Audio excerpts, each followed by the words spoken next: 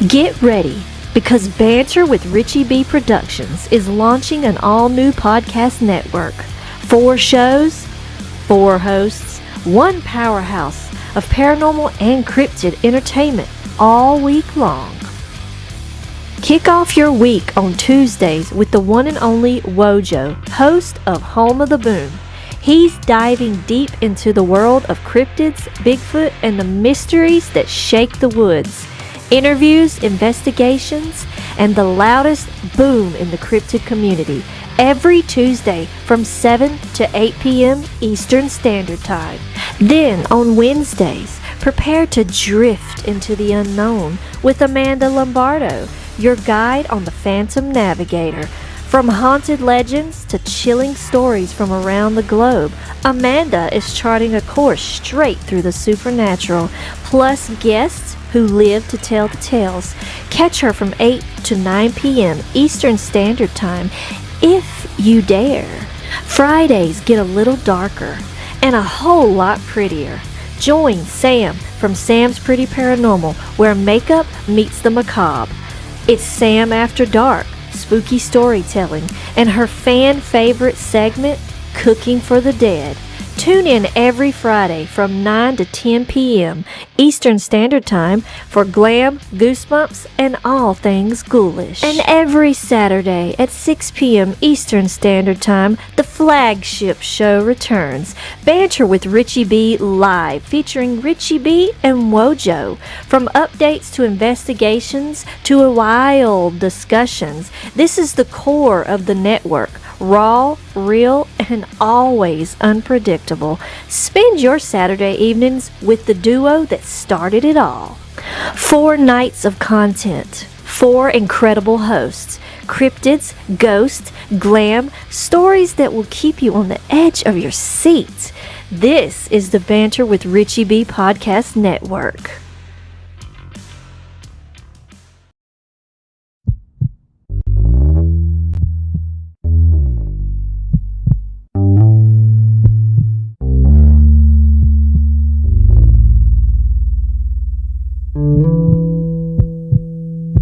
Good morning. Welcome to Banter with Richie B Live. Somewhere beyond the beaten path, beyond the whispers in the woods and the stories around the fire, lurks one of the greatest mysteries of our time: Bigfoot. For decades, legends have echoed through the forests, footprints left behind, sightings that defy logic, and questions that demand answers. But this isn't just folklore. This is a call to investigate, to explore, and to uncover the truth. Banter with Richie B isn't just another show. It's a community, a movement, a hub for genuine research, real conversations, and boots-on-the-ground discovery. Every episode dives deep into evidence, expert interviews, field investigations, and the drive to seek what others say is impossible. If you believe in asking questions, if you're ready to get your boots dirty, and if you think the unknown deserves more than just a passing glance, then follow Banter with Richie B. Stay informed, stay sharp, and maybe, just maybe, be the one who finds the truth hiding in the trees. I love you, baby Jack. I want you guys to keep climbing. I love you, Mama. Wojo's gonna get us out of here because that's what he does. That's right. Hey, nice meeting you all. Thank you for being on there. And yes, we are home of the boom. Let's go.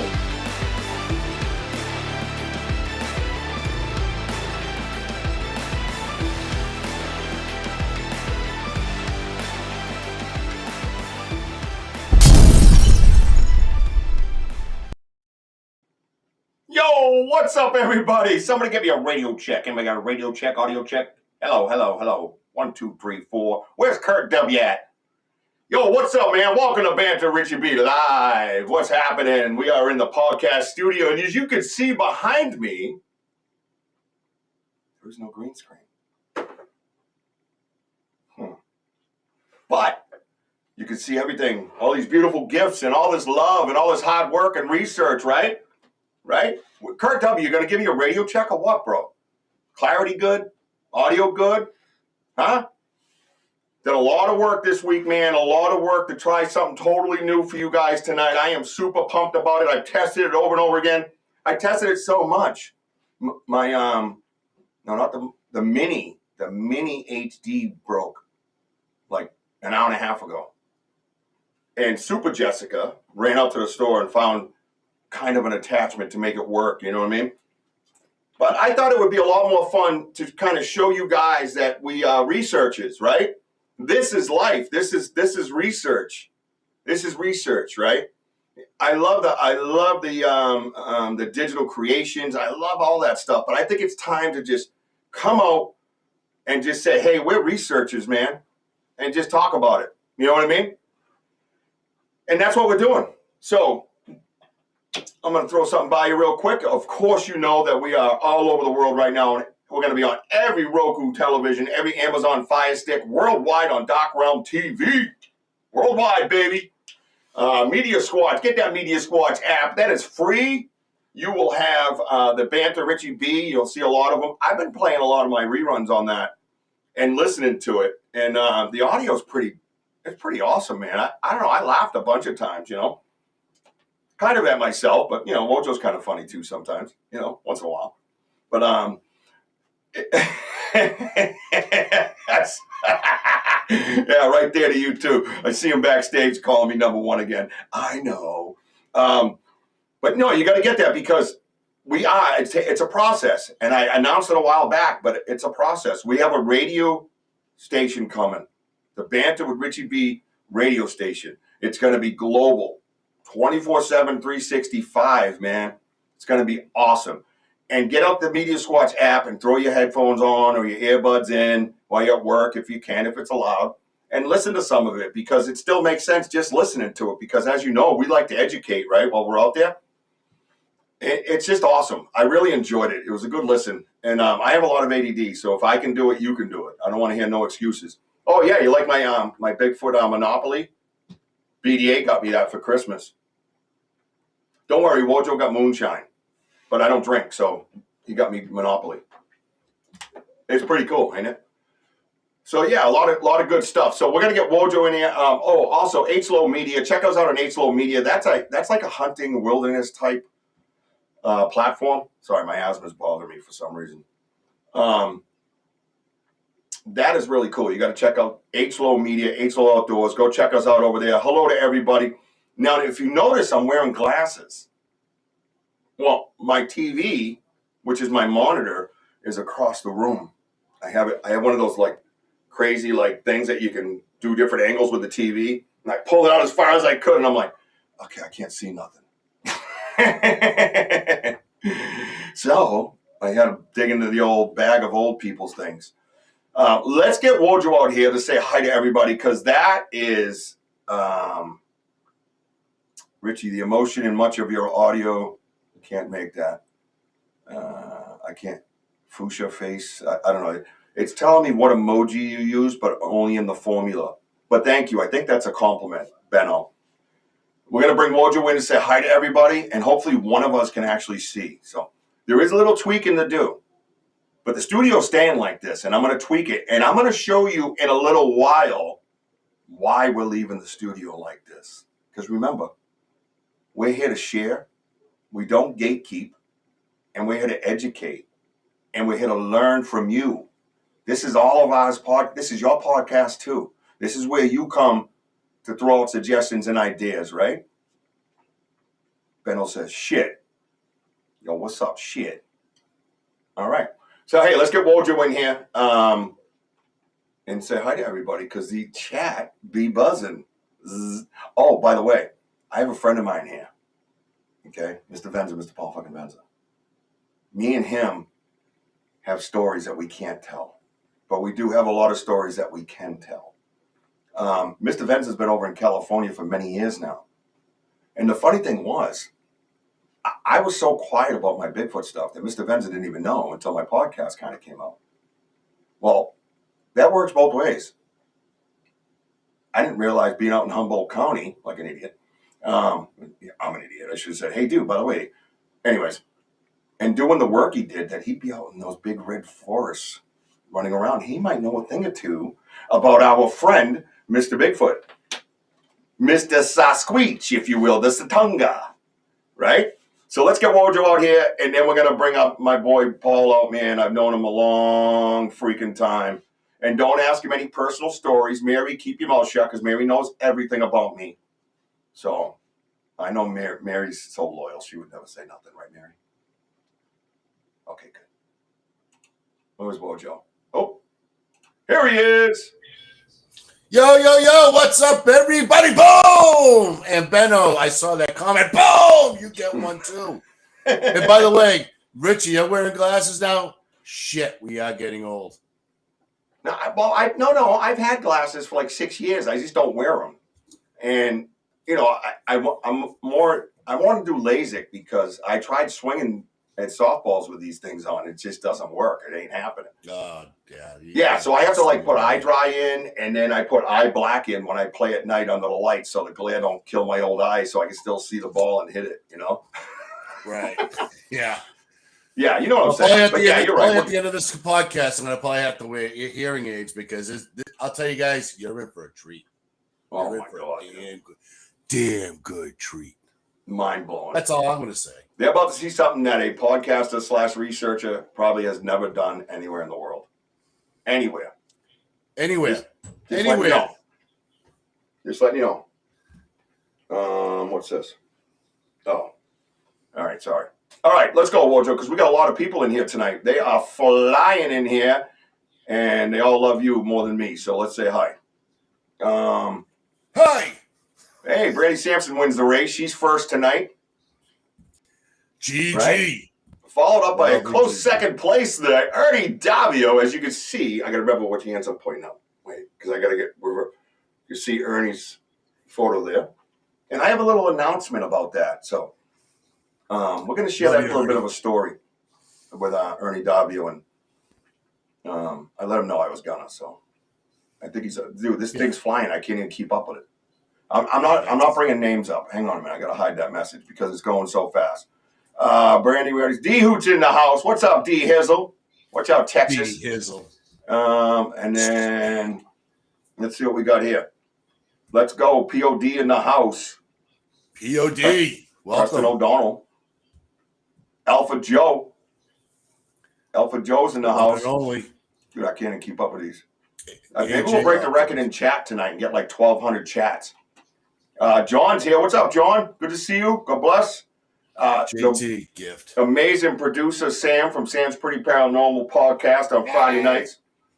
Absolutely killed it last night. By the way, the headphones were an air changer, right? Because you could hear everything so clear, and she was just herself, and she felt like she was in her own world. She wasn't worried about things going on around her, man, and she was just flowing, dude. I'm telling you, every podcast is going to get better and better and better. And I'm actually going to make an announcement about somebody in the audience that's going to be a podcaster on this very network, the Banter with Richie B podcast. Now, yeah, I'm going to tell the world. I don't care. I'm going to tell it. I am going to tell the world. Okay, fine. There she is right there. G. Tewksbury's coming to Banter with Richie B podcast network, everybody. What You're the damn hell? right she is. That's our familia. Yep.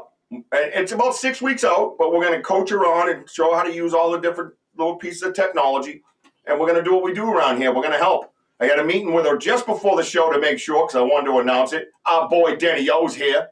What's up, Denny O?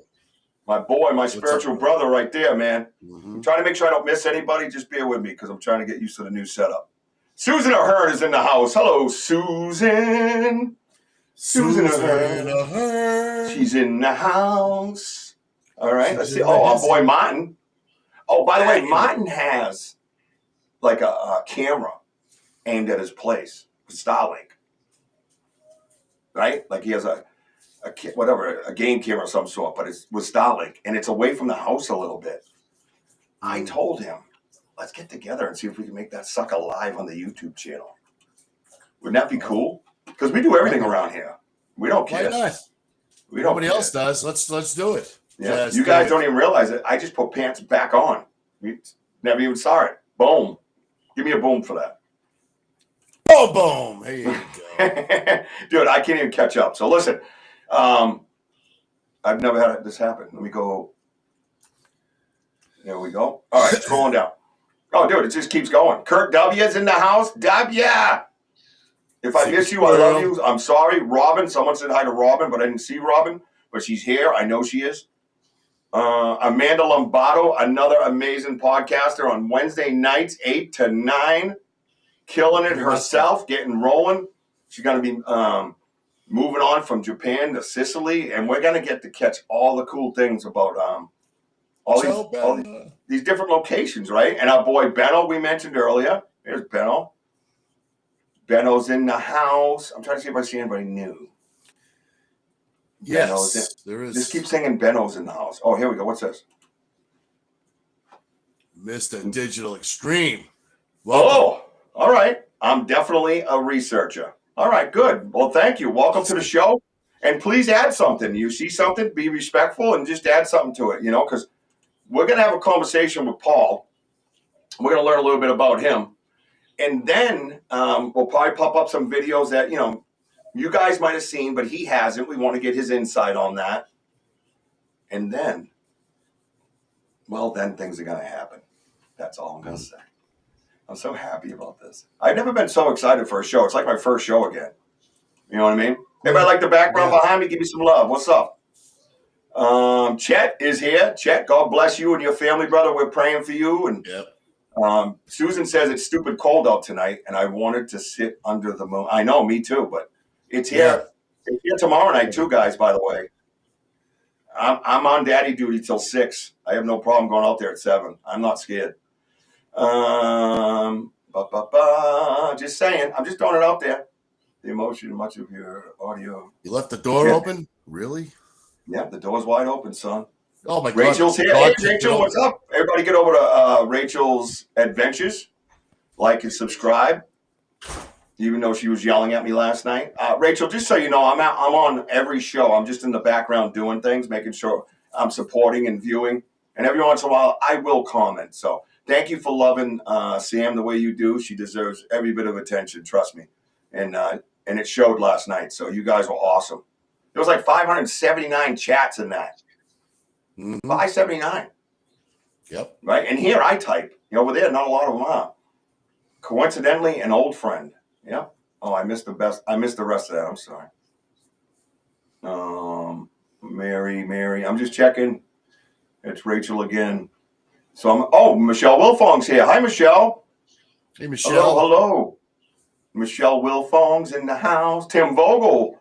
Hey, everyone. Hand pink waving. Hand pink waving. Hand pink waving. Hand pink waving. That's all we get. It comes from, I don't know why they do that.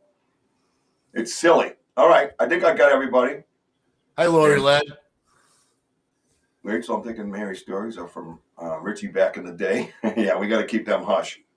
We don't want Mary telling stories. No, Mary don't tell stories. She's loyal. She would check with me first to see if she could. You know what I'm saying? All right. I think that's everybody.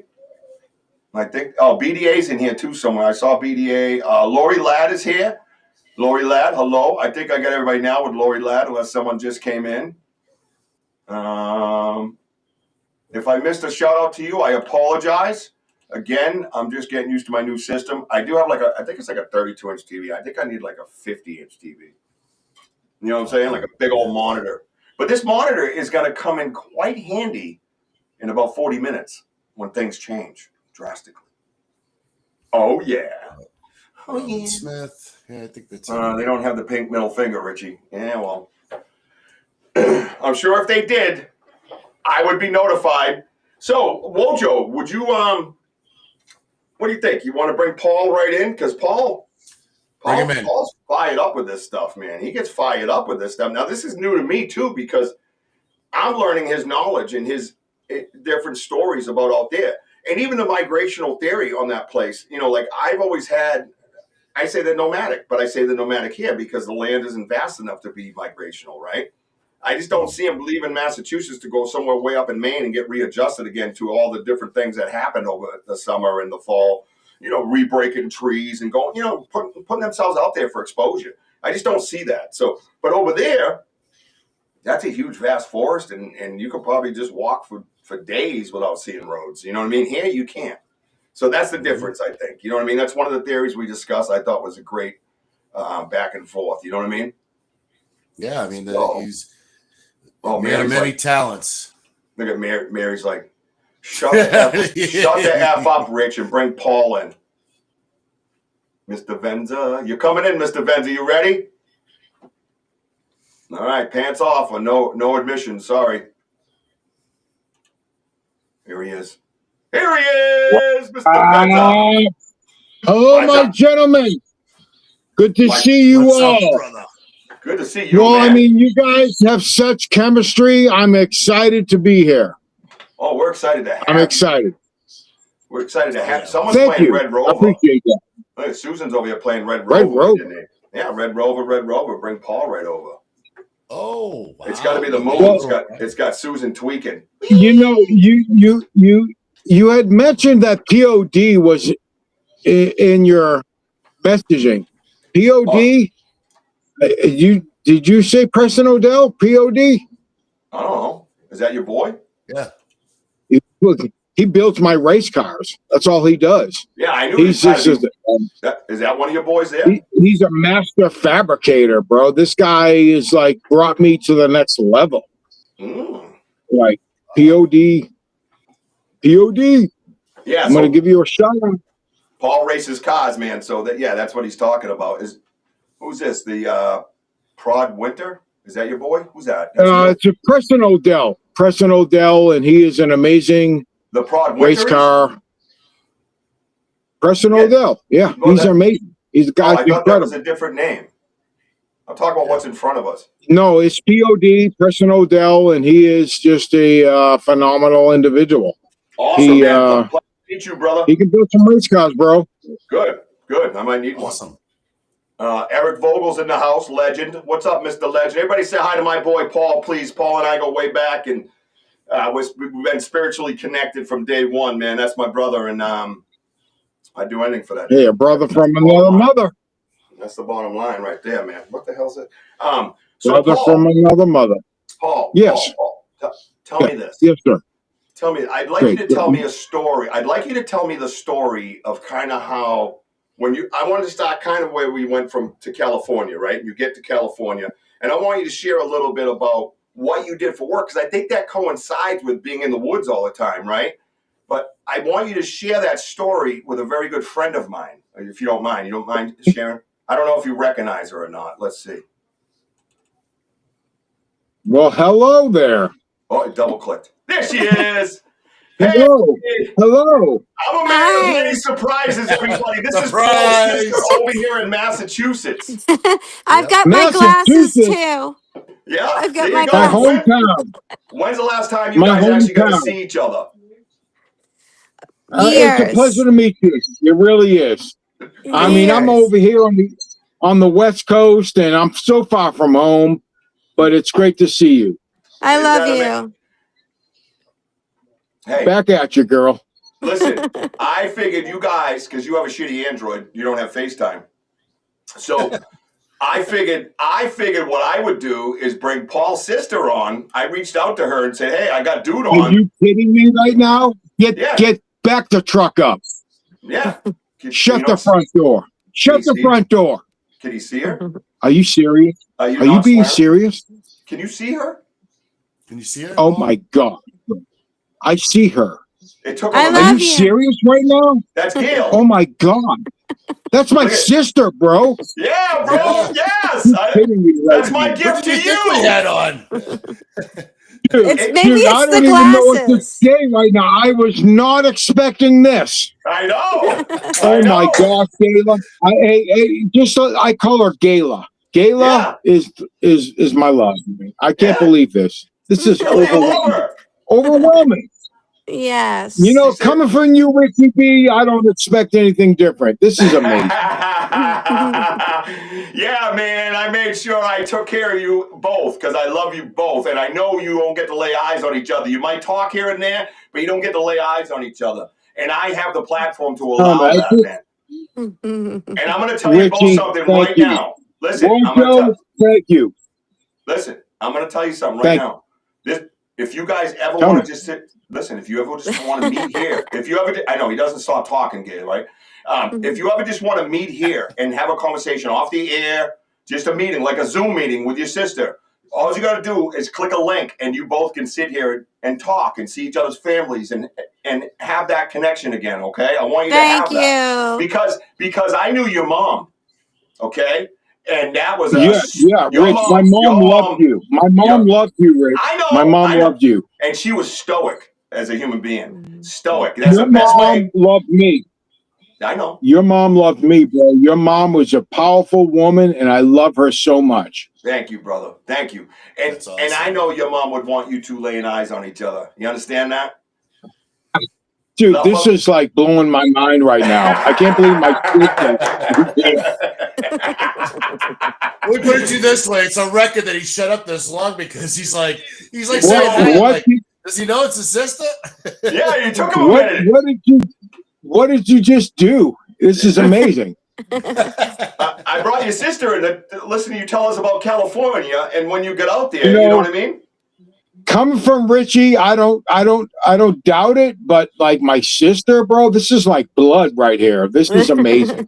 Yeah, well, you know, I love you both, and I'm glad you guys are here on the Banter with Richie B podcast, and Thank that's badass. you. Yeah, you're welcome, man. You're welcome. Everybody's super excited on the side, and yes. Our audience, Wojo, right? They're such compassionate people. These people, we're all dude, connected, man. Like, I need to recollect myself right now. Okay. My sister is on the screen. Yeah, I just can't believe it. I can't believe it. Behave.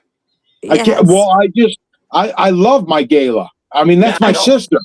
That's my blood, Ricky. And thank you, Wojo. All of you guys. Thank you so much for this.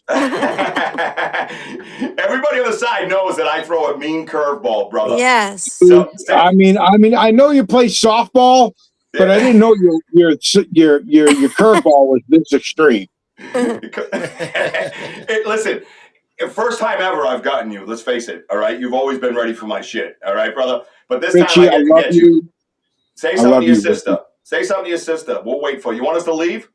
Well, no, you can stay right here. I just coming home in April, and I'm so looking forward to seeing my sister. Yes. I mean, she's been just an extremely important person in my life, and I don't get to see her often, and I'm just so blessed. Richie, you just blew my mind, bro. I cannot believe you just did this. We go boom. That's what we do. We give out the boom. You know, we'll all have to get together. Oh yeah, all of us. Wojo, I mean, I'm glad you're a part of this because this is a huge moment right now for me because I never get to see my sister. I'm so many thousands of miles away, and this is very, very special. Richie, Wojo, what did you just do? What did you do? Brought your sister on, bro. You haven't seen it in a while. I'm getting the Italian to ooze out of you right now. I love it. I am overwhelmed. Good. Overwhelmed. I love you. I'm going to watch you guys do your thing. Okay. I want you to get on with your content, and I'm ready. I'm watching. I love you. I'll see you in April. We can hug. Oh, gosh, can we ever, girl? I got a picture of you and me and Cheryl together, and I cherish that moment. And I'll bring you guys out Bigfooting with me. Yes. Hey, I looked a lot younger then. But thank you. I love you. It is. I love you, Gayla. I love you too. So have fun. Enjoy. Love you, Rick. Thank you so much, guys. Yes. Take care. Oh my goodness. You just blew my mind. You just blew my mind, bro. You just blew my mind. Are you kidding me right now? I mean, I know you've been had Gail's support the whole time, and you've been with her and sponsoring her and done so much for her. Yeah, but listen, dude, you're untouchable. She's untouchable, bro. She's untouchable when you're not here. You know that. You blew my mind. I mean, you're a brother from another mother, and you just proved it. Yeah, that's all I got to say. You proved it. That's amazing, bro. I don't even know what to say right now. Paul, I'll tell you, everybody on the chat room around the world, man, are very touched by all this. Because that's what we do. We bring people together. Even with or without Bigfoot or anything, this is what we do. Yeah. Wojo, That Richie, is a you guys moment are that I good. love right there. I love mean, you, bro. you just threw something at me that was so priceless. You don't even know what that just did for me mentally, on my mental health. My mental health. Thank you. Thank you. Thank you. All Thank right, you. back to the show. No, I'm kidding. That's awesome, man. I'm glad. I got text messages coming in over it right now. Oh, I don't doubt it. Wait. Give a shout out to POD and Darren. Yeah, no doubt. No doubt. Hey, welcome. Listen, time out. I'm going to welcome you brothers from California. Thank you guys for being here, man. Thank you for having my boys back on the left coast. It means a lot to me, man. He's an awesome, awesome dude, and he would absolutely jump in a vat of friggin' whatever for you. I mean, this guy would go to the ends of the earth once you have his loyalty. That's the bottom line. Lisa Silver, if you will, says hello to Paul. Lisa and Jim Rose, long time no see. Right? You remember Lisa? Those people saved my life, took me off the streets. Oh, my God. We're going some flashbacks here, man. This is amazing. I know. We get to talk about Bigfoot and go over some evidence, and we got my new setup that I'm going to show everybody. Well, I mean, I'm blown away by what you guys have going. You guys are really, your chemistry together has just got me dumbfounded. You guys are really great together. You're showing the evidence. You're putting out the proof. You're giving people a chance to interact and show the criticism. But I just think you guys have got something here, and I'm so proud of you. So proud of you. Brother. Thank you. Thank you. So, hey, I got a question for you, and it pertains to Darren's in the house. Is Darren? Darren, he's POD, bro. That's the race cars. Oh, I mean, without him, we can't race. Without Darren, we can't race. Without Preston, we can't say hi build to him. cars. He's right there, man. You say hi to him. He helps me with the dirt track. Well, say hi to him. Well, all right, we get it. Say hi to the guy. You're leaving him sitting here. Hi, Darren. Just say hi. Hello. Hi, Darren. Hello. Yeah, thank you. Hello, Darren. I got you, Darren. Don't worry. The kid is twisted right now. I twisted him up. So tell me, can I ask you a question? Because you went out to Bigfoot land, Humboldt County, 25 years ago or so, and you started with tankers in the woods, right? Something like that. Was your company? Right? Yeah. The Friday Ridge fire. Correct. All right. So tell everybody what you did there, though. What is it that you did? You got in the truck. You took the water somewhere. Blah blah blah. Tell them that story. Okay, so there was a Friday Ridge fire. I'm an ICS, Incident Command, Risk Management, Risk Assessment. I was a firefighter, and I ended up getting my own tender. I went out into the forest, and we fought the Friday Ridge fire. That's what brought me. We know how devastating the fires can be out here in California, and I just wanted to be part of that to help the community, and that's how I got started out here in Humboldt County, through the firefighting efforts to try to save, our community. And that's basically how it started. A tender, running a water truck, and shuttling water to the firefighting efforts. Yes. Out in the woods, right? Oh, the woods. The forest fire? I mean, this place is vast. And, we got a lot of communities to protect here. If the fire gets out of control, we could use communities. We've, loss of life, loss of property. So it's very important to, the firefighting effort here in Northern California is extreme. We have lightning strikes, and they will start fires throughout the community and the forest. And it's very important that we get all the firefighters we can that have knowledge to know about what we're doing. But I was just blessed to be trained, and I learned a lot. I became an incident command officer, risk management, risk assessment, and I was able to get my ICS and 1, 2, 3, and 5, and 7, safety officer revised.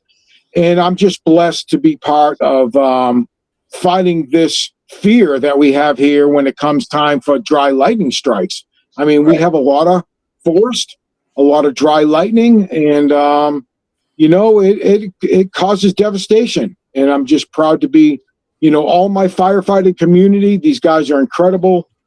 They do a lot, which is unseen. And these guys are saving lives every day, saving property and saving lives. And I'm just proud to be, I mean, I'm nowhere near where they're at. These guys are incredible. And we got to give a shout out to our firefighters here in the Six Rivers National Forest. They're saving lives and property. And that's what it comes down to. No doubt. Shout out for that for sure, man. And you know what's funny? I was telling everybody a little bit on the intro that, you know, I had this stuff happening to me in my backyard when I bought the property in Bridgewater. And I remember you saying to me, I didn't even know you were into this stuff. And this was months ago, and we were talking, and you're like, I didn't even know you were into this stuff, dude. I have a lot of information like about Bigfoot and stuff. And I'm like, we're going, really, dude? And because I was so quiet about it, obviously, you know, the research wasn't able to grow until I got that passion from Jack and starting my podcast where I came out of the Bigfoot closet. But this is what I'm telling you guys. These are people that were close to me. Wojo was somebody that knew me. Paul knew me. I mean, we talk and when we talk deep and for a long time. And I didn't let any of it out of the bag until obviously I had the passion from losing Jack. And you said to me, you were like, dude, I didn't know you were into that stuff. And then you started telling me more about Bigfoot because you're in Humboldt County, right? That's where you were anyways. Right? I mean, I'm here. Yeah. 25 years I've been tracking him. 25 years I've been a cryptozoologist. I mean, at first I was an amateur cryptozoologist, but now, you know, 25 years, bro. 25 years. Yep. Yeah, that's crazy. So did you start having experiences or anything like that with him? What made you kind of go looking for it? I know you're a curious dude. I get that. You're like me. You got to get all the information. Well, no, I mean, I worked for, that's a good answer. And I work for the Carpenters, and the Carpenter Ranch is in Burnt Ranch, and they have been around for hundreds of years. The Carpenters are a ranch that went back into the middle of the 1800s. And I was a cattle counter. So I would mend fences and count cattle, and I would journey through the forest of Humboldt County and the Trinity County, and I would count the cattle that they had, because they would just let them graze throughout the mountains, and then I would have to keep track of them. So I was honored to get the job as a cattle counter and a fence mender, and I found a lot of springs, you know, like where the cattle would group together to be able to drink water. And I found a lot of areas where the cattle were kind of, you know, getting together to be able to get the water they needed. Because in Humboldt County, you know, if you're away from the river 2-3 miles, you need to find a spring. And that's kind of where the cattle kind of hung out. And then I started seeing symbols and signs of, you know, I just want to say a Bigfoot. You know, I saw footprints. I saw structures in the woods of trees with X's and on game trails. And I just started getting really curious. So I started getting with the Bigfoot Museum and some of the people who were involved with that, and started getting castings. And, you know, I learned a lot from the locals around here, and got a lot of great stories and knowledge of this. And it all started from the Carpenter Ranch. Counting cattle is what I was doing, counting cattle. That's crazy. And, you know, you never think of that, right? Well, you never think of that. Like, he would go to where the water is. And if the water's far away from the river, well, the cattle's there, but someone else might be there too, right? Think about it, Wojo. No, absolutely. I mean, it's that ecosystem that they have, and it is pretty fascinating that being in that part of the world where it's all vast and whatever. I mean, yeah, you can attract a lot of other other animals and so on and so forth. But but when you're talking about structures and cast, Paul, you want to talk about like the size of the cast that you were finding out there? Well, I mean, you know, I didn't know much about it, so I got with a couple people within the Bigfoot Museum, and they gave me some lessons on how to cast. And if I ever found something, they wanted to be immediately notified, and they wanted to come out and they wanted to cast it, and they wanted to teach me how to do that. So I mean, I'm virgin at this time, and you know, a lot of people were thinking it was a bear that was burnt in a fire. And, you know, a lot of bear footprints are kind of similar to a a footprint, a human footprint with no hair. So we thought they might have been a burned bear that might have get caught in a forest fire, and they were leaving footprints around. So then when they came out and they actually casted, they found the imprints in the fingerprint. Like we all have an identification through our fingerprint, and they casted them, and they found that a lot of those were found in Montana. So they're notifying, they're like, hey, look, this individual has traveled from Northern California and the Trinity National Forest all the way to Montana. And it's through the imprint in your fingerprint. They kind of give you a cast, just like if you go to law enforcement and they kind of fingerprint you and they know who you are. Well, right. This is the case when it comes when they found them, and they found the same imprints in Montana. So that's a great vast distance from here, from Northern California to Montana. So they were able to contribute that species, or they were moving, they were migrating. Some of them don't, some of them stay local, but they did find that those casts came from Montana as well as crazy. Northern California. Yeah, I mean it made me realize, it opened my eyes, Richie. It opened my eyes. Oh, it opens your eyes, all right, bro. Mm-hmm. It opens your eyes wide, fast sometimes, and sometimes slow. It's been a process here, and we've gained their trust, and we feel that they, like Wojo's been a catalyst for communication, trying to communicate with them, you know what I mean, in different ways, and it's been a wild trip, right, Woj? I mean, it's been crazy, dude. Crazy. Yeah, I mean, describe it. Yeah, I mean, we've learned through like other people around the country. Everyone, has like a gifting stump, gifting rock. Well, we found out in the middle of these woods a gifting, a chair, and I told Richie, I said, "Geez, why don't we put a gift on there for them?" And I don't know. Some people have used like a raspberry, donut, whatever. Well, we don't have those around here that I couldn't find. But I was at the store and I found what you call zingers. Zingers are like a Twinkie that's raspberry coated with coconut and with the cream filling in there. And so we left it on the chair, and one day we put it out there, and then the following day we came back. It was like perfectly torn. You could see like puddles of I thought it was like water, but I'm like, what is that? But it was like saliva because it was so slippery, and you could smell it. And we found biscuit, yeah, 2 different tracks in the compost, a size 14 by 7.5, and a size 17 by 7. And I go, Rich, what is this? And then that's when we decided to start gifting the chair and try to strum up a form of communication, which later on we added golf balls, different colored golf balls with our names on it, so on and so forth. And they do react to, since they're part of nature.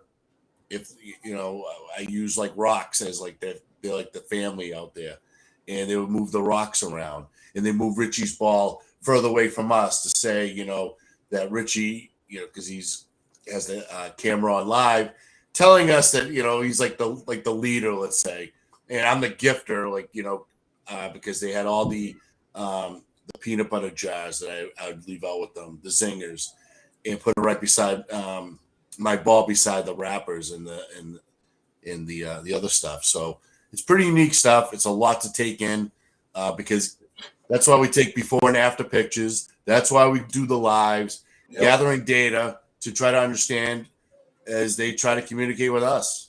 Yep. Well, I mean, that's important to say, gathering the data. I mean, you guys are taking the initiative and going outside the box. And, that's great to hear that you're actually making an effort, and you're not going to learn unless you think outside the box. And props to you guys for doing that. I mean, that's pretty amazing that you're thinking outside the box. I'm really, that's wonderful.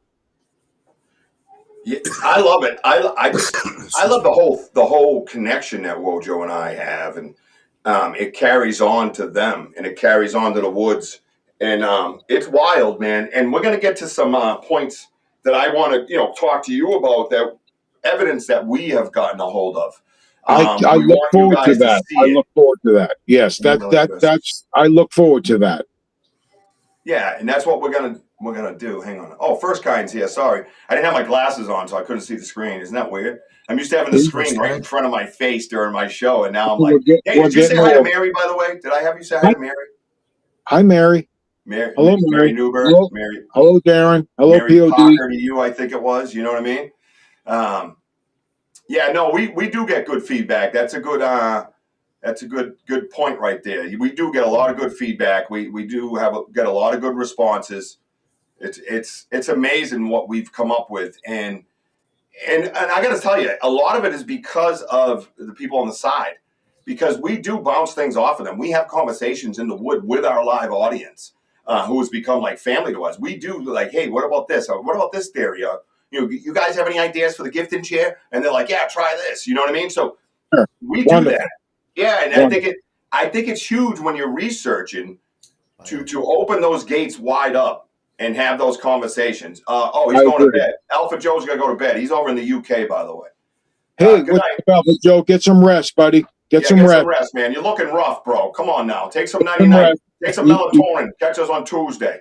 Yeah, you got a long day tomorrow, so get some rest. Yeah, it was Parker. Mary says it was Parker when I met him. Mary Parker. I used to borrow their couch once in a while. You remember. Are you serious? Are you going with the Parker? Like Parker? Yeah. Mary, his wife at the time. Yeah, she's saying hi to you. Right now? Oh my gosh, dude. She's saying hi to you. You used to drop me off there like 3 a.m. Mary. Hello, sweetheart. Oh my goodness gracious. Oh yeah. What a beautiful entity she is. She was awesome, man. She's still here. She's my girl, man. That's wonderful to hear. Yeah. Oh, she's so loyal, dude. Come on, man. She's a loyal human, dude. You know what I mean? She got stories about me, dude. Forget about it. She put up with us, and she put up with Steve. But she put up with us, and she put up with Steve. I hope your ears are burning. He's up in Maine. He up in Maine? Yeah, okay. Story, man. Yep. Steve's got some good stories.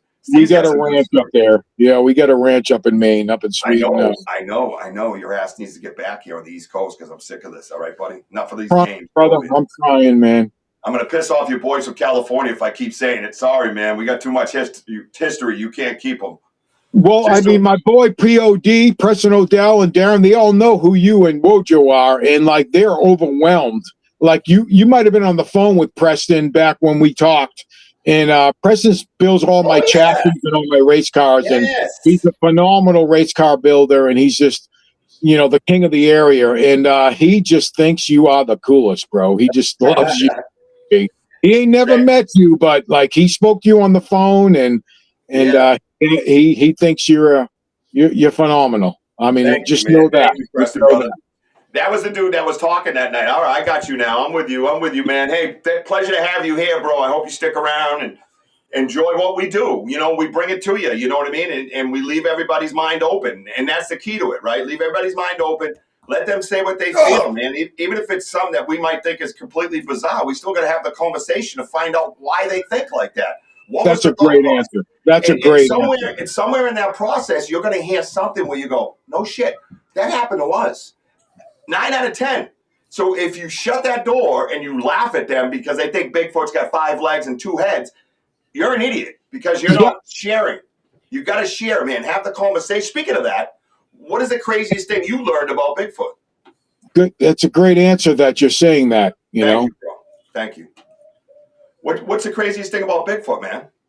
The craziest thing about Bigfoot? Steve's not in there. Steve, what do we got here? You asking me? No, you.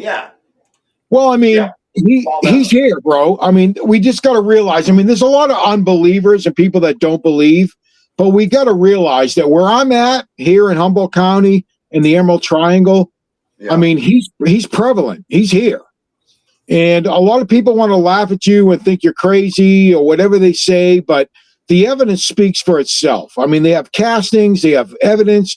The one thing that we're looking for is follicles. So when you're in the forest and we're hunting and we're tracking and we're doing the things we do, if they go under a branch or under a tree and they rip some of their hair off, you want some of them follicles. So you can go back and get the DNA evidence, you know. And so like when I'm tracking Sasquatch or Bigfoot, we're looking for hair. We're looking for something that got pulled off of their skin and pulled out some follicles. And if you see hair matted up on a tree where they dove underneath and they got caught and some of it ripped out, I mean, that's where we're going to get the DNA. But there's overwhelming evidence that it is a fact. And I'm not crazy. I mean, I've got a company I run. I got a family. You know, there's a lot of things going on in my life that make me a professional. So I'm not going to dive into something that is just, you know, something that people consider crazy, you know, but I've actually witnessed events and have spoken to elders in the Native American community that, you know, it's real. He's here. And that's a fact. And yes, they wonder why there's no evidence. How come you don't find a Bigfoot skeleton? How come you don't find skeleton remains? You know, and these types of things. And these are the questions that I hear. Well, the natives that I've spoken to, you know, this was back in 01, 02, 03. So we're talking 25, 23, 24 years ago, which they're long past. But they would let me know that they monitored the game trails and that they had a relationship with the Sasquatch for generations. And the natives in Hoopa, Yurok, Klamath, Hoopa, all these different natives would monitor their game trails. And if they were, you know, ill or injured or old or whatever the fact may be, they would gather their skeletal remains or maybe their, you know, their full body, and they would bury them in Native American burial grounds. Can you imagine that? They would take these Bigfoots and they would take them because they knew their game trails, and they would bury them in Native American burial grounds. And so you know you can't go near a Native American burial ground. Right. It's impossible. It's just not going to happen. Well, that's where I was told that you're going to find a lot of the remains from the Sasquatch that might have been found on the game trail that they monitor. So people are like, well, how come we don't find remains? Well, that's because the natives are monitoring their game trails and where they're using the paths to be able to get to Montana, like I just mentioned to you. Mm-hmm. And they know their areas, and they will take them and remove them and bury them in their Native American burial grounds. And that just blew my mind. I'm like, okay, well, that makes a lot of sense. I mean, that makes a lot of sense to me. Right. I mean, think about it. Indigenous native elder is correcting you. We have. I mean, these are 99-year-old, 95-year-old Native Americans that go back to when their grandfather talked about it when they were young. Yeah. And they overlook and oversee the travel migration paths of Sasquatch, and they are worshipped by the Native Americans. They're part of their existence. They live together, they work together, they hunted together. Before the white man came over and took over the western part of the United States, they were part of their existence, and they worked with each other, they communicated with each other, and they hunted together. And they have a bond, and that's irreplaceable. It's an irreplaceable bond, and they were with each other, and they continue on that trajectory, even though we're still here and we got computers and internet and all these things. Well, the natives are deeply connected to the earth, and they have their own privacy, and they don't relinquish much to many. And that kind of blew my mind when they said that they're burying the skeletal remains of Sasquatch in their Native American burial grounds. And that made a lot of sense to me. No, very interesting. Very interesting. We reach out and we've been guided. Can you guys see that on the screen right now? Yes. Yes. Okay, good. We have we call her a family member, Elder Medicine Bearclaw from Blackfoot out in California. And she's amazing. So she says indigenous native by the way. We have interacted with them. I'm one of the researchers. She is. She's the one of the ones that is on our lives, and we're friends, we're family, and we appreciate her. You know what I mean? So and I'm glad you said that, because she has knowledge that you can't get, because she has generations of knowledge that she's sharing. And thank you for sharing. I appreciate her sharing that, because they really want to keep it tight knit, and they really are keeping this close to who they are, and they don't want to let it out. So for her to share that information, thank you for that. Thank you. Oh, check this out. This is a Scaniverse video. I'm gonna let it play for a minute. I got it on loop, and you can see the different toes in it and stuff like that. This is located on property that's connected to my backyard. So check that out. Wojo, if you don't mind, you discuss it with them. I'll put you guys up on the screen. I'm gonna kick it off to the side, and I'm gonna step out real quick, and I'll be right back, everybody. So enjoy the Wojo and Paul Venza show. Okay. Yeah. And I can't put my name. Apparently, I'm still Sam's Pretty Paranormal, by the way, too. So my if I put my name up, it says I'm Sam's Pretty Paranormal. Oh, okay. Yeah. Don't judge me. I'm not. Yeah. So yeah, we behind Richie's house. He has 3 acres of land that abuts to 94 acres of conservation land, and this is Scaniverse. Verse. So, and it does that 3D render them here, and you can see how the weight shifts down. You see that, Paul? Yes. You see the mid-torso break right there? I do. Of the foot? Yeah. So, I believe this was the 17 by 7 foot that we found in the compost, and we find different size, numerous tracks that we find, prints and whatever. And what's cool about this picture is how the weight shifts from the heel to the toes. So you look at the heel and you look in the middle, you can see how the grass is kind of pushed down, but the toes, how it crimps down. They're in movement. They're moving forward, and they're on an aggressive pace. Mm-hmm. And you can see right here coming around, you can see how it just drags the toes. Okay. We see right. You can see the big toe right there, Paul. Okay. It's a left foot. Dude. Perfect. Look at that. Stop right there if you can. Yeah. No, I see it. Yeah, they're in motion. They're in motion. Yeah. So yeah, we do find different size tracks. We also find them in the snow. Last year was probably, oh my God, hundreds and hundreds of trails of prints that we measured from heel to toe. I think it was 44-inch stride, a 55-inch stride, and a 73-inch stride. Wow. So you got juvenile. You got some juvenile there. Yes. Yeah, you got some juvenile with the parents, for sure, with the adults.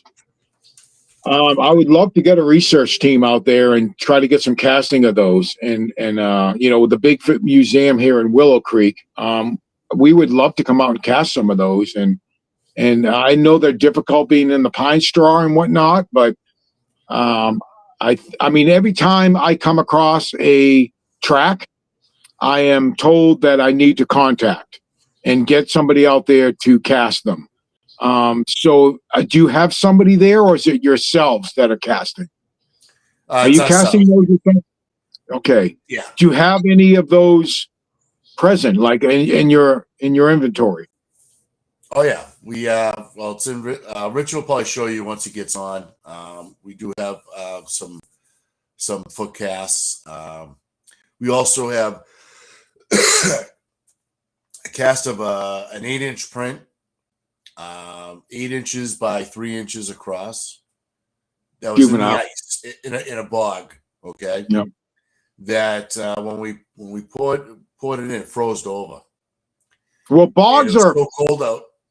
You said so a bog? That it was in a bog, yes. And so because you can see where it shifts its weight forward, and as it lifts up its foot, the snow would just drops down about approximately an inch from the. Hey, you guys mind if I join the conversation? Oh my goodness! What's up, everybody? What just happened? Welcome to Banter with Richie B. I'm the weatherman. This is a piece of our evidence that we've had and we've reviewed before, but look how we get to see it now. Lights. Watch this shit. Now I might drop you guys and let you have your. Or maybe we can go to the side. So I'm like, no, let's do this. No, that's Wojo. No, that's Wojo. That's terrible. So check it out. We'll do this, right? That'll work. Oh, wait. Let me do this. Oh, I can't do it like that. I have to go here. Let me go here. Wojo's there. Let's move Wojo. Oh, there it is. Look at this, guys. Check this out. This is what I've been working on for my people. This is what we got. Let's go. You ready? I even got a pointer. You like my pointer? It's actually a candy cane, right? It gets green on it so it can disappear, but it has red and white. You see what I'm saying? Hello, my baby. Hello, my darling. Hello, my ragtime girl. Remember that guy? So check it out. You guys remember this picture? I do. Do you remember it? I remember. Okay. So check it out.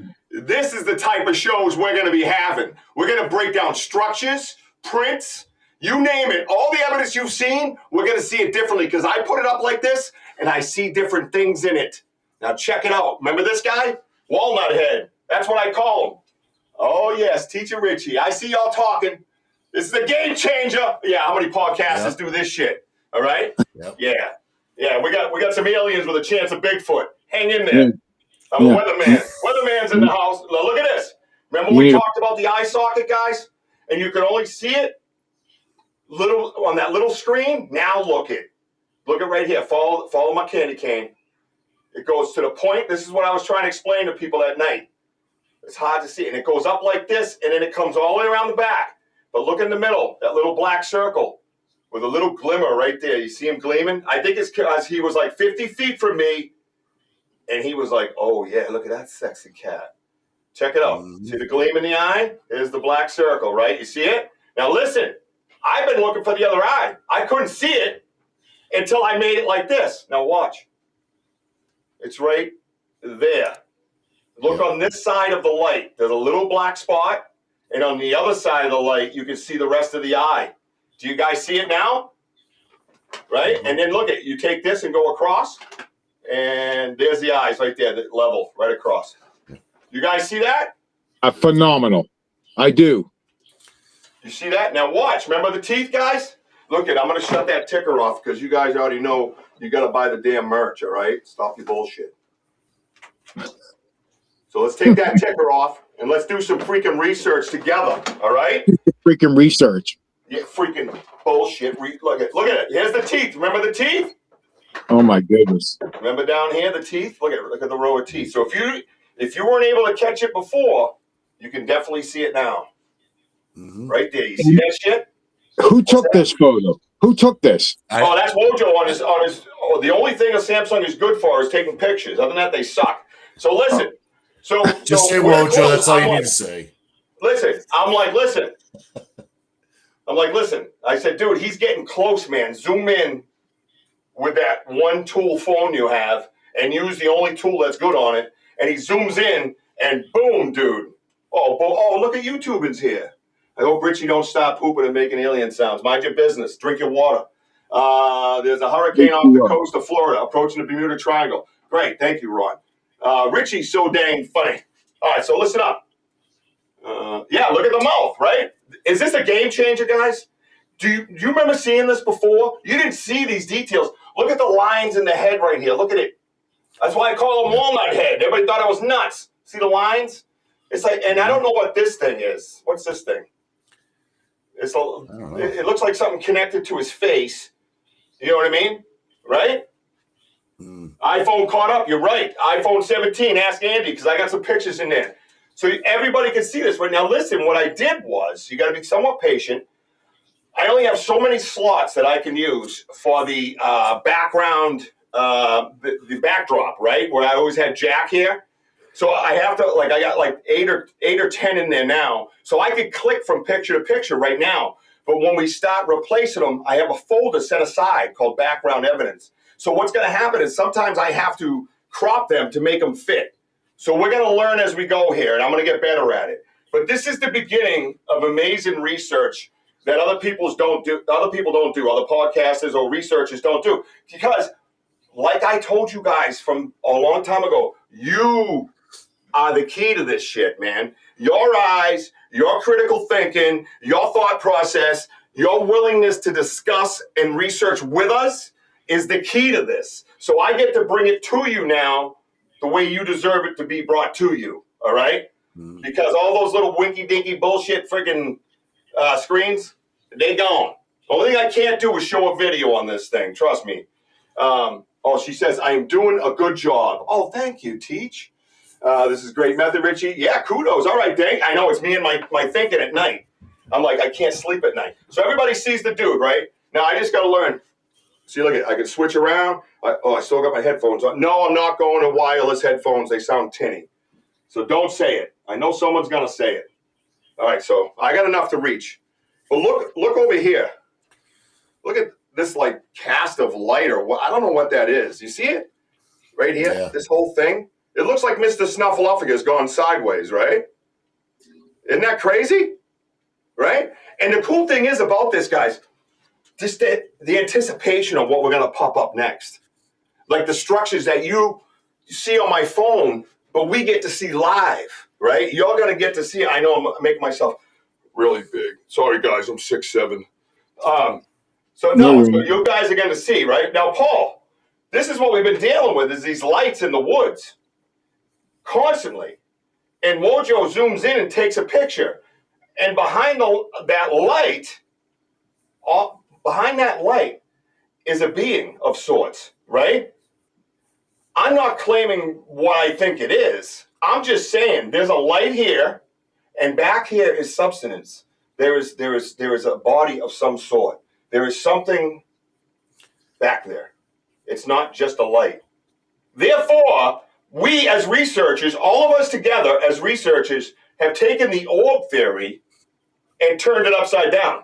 Because most people, when I show them the picture without it zoomed in, what do they say, Wojo? I don't know what. Oh my fucking God. It's an orb. How many times have you heard that was an orb? Well, I know. That's what they say.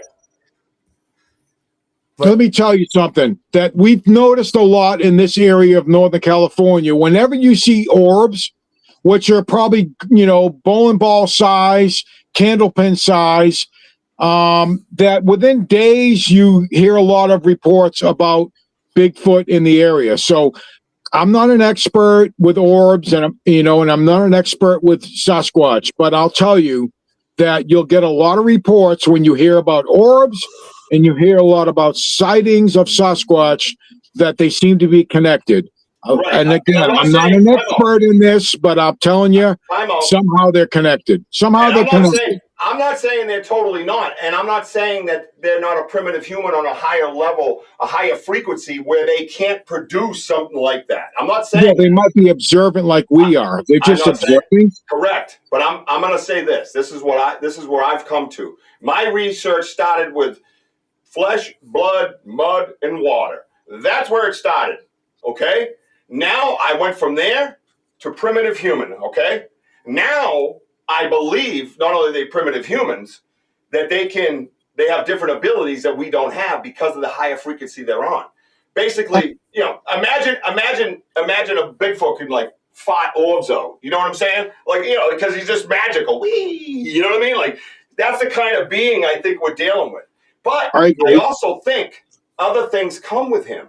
I don't necessarily believe that he comes with them. I believe he's here and other things join him. And can some Bigfoots be abducted and be taken away and probed and slapped around and taught to do new things? Sure, why not? Humans are. right? Why not, right? Humans are. I believe in that. Hell, the government admits basically all that, okay? So I believe other things are here, and we're catching them, and they're comfortable with us.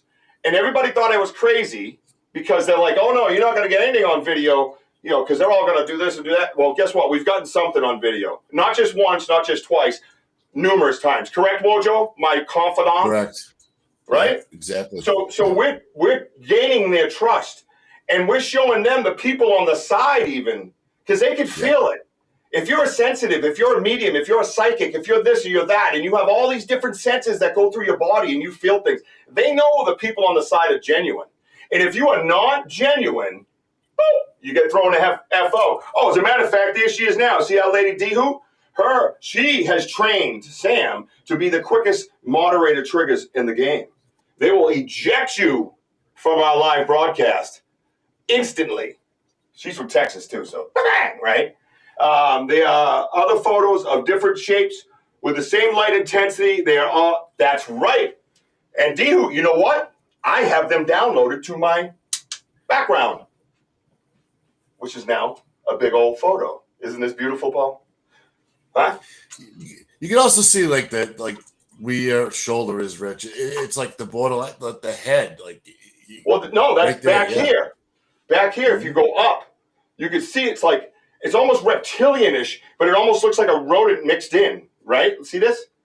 That to me, like it goes, let me see if I got to get good at this. Yeah, so the angle would be, like that. That's one of the points, and then the other point is down here. And then the back, you can see where the cane curls goes like up a pot. It's like a pocket with an eye in it. And then, like I said, if you go straight across, there's the other eye right there. Something was looking back at us. This one particularly between 60 and 70 yards away tops, Wojo? Yeah, something like that. Right. It was looking right at us, bro. And it's swaying. So when it's moving like this, Paul, I mean, that's why you take these pictures, try to catch that, that right moment, that right picture. I mean, I know that you're seeing the light is their energy. What do you think, Paul? Well, I mean, I'm what I'm thinking is, like we know how human nature is. We want to conquer, we want to take over, we want to, absolve. There's like human nature is take. And with Sasquatch, they're more of an, a natural, indigenous, like this is our planet. And I think that the orbs are recognizing the fact that they're somebody they can feel safe with. And if they communicated that way with humans, they're going to want to take it, put it in a bag, take it to Area 51, and they're going to want to just, dissect it.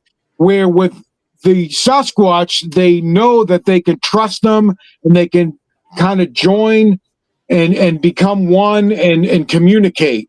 And I think they've differentiated themselves from the human aspect to the Sasquatch because they more or less feel a little safer knowing that they can be around them and they're not going to be thrown in a pill sack and taken to Area 51 and just, But I think my point is, this is not an orb. This is not a face in an orb. This is a light that's being emulated at us, perhaps for distraction or disguise, whatever it might be. But there is a being behind that light. There is something that you can physically touch. There is something that could possibly bleed. There is something breathing. It has movement, although not a human type movement, right? This to me is not an orb, and I can see clearly that it's not an orb because I can almost see the spit coming out of his mouth down here. So what you're saying is that it's supernatural that they are able to excrete this type of energy to protect themselves or communicate? I don't believe this is a Bigfoot. Okay. I believe this is an alien. I believe that's star people. So they're extruding that light for a purpose of distraction. Camouflage? Camouflage? Well, they want to communicate. They want to communicate because we've earned that. We've earned that, but they don't want you to exactly see them either. When they get up to you, I bet you they'll come right up to you eventually and just shut the light off and be like, probe. Right. So do you guys have any kind of sound recognition with your instruments? Sound recognition. What are you looking for? Like sounds of birds? What are you talking about? Well, no, like, I mean, if they're excreting light, is there any kind of communication through sound? We do ask them to change the color of the light, and I believe they have in the past, right, Wojo? Yeah. They sometimes like go from like a fluorescent blue or white, and sometimes they'll change to red. Yellow, green. Have you ever brought a dog with you out into the forest? Yeah, when she lasted about 40 minutes, and we had to take her to the truck, and I'll never do that to an animal again. No, okay, so there's sound, obviously, because dogs can hear sounds that the human can't. So that speaks volumes, Richie B. You know, you're telling me that you had to put them up? You had to get them out of there? Oh, yeah.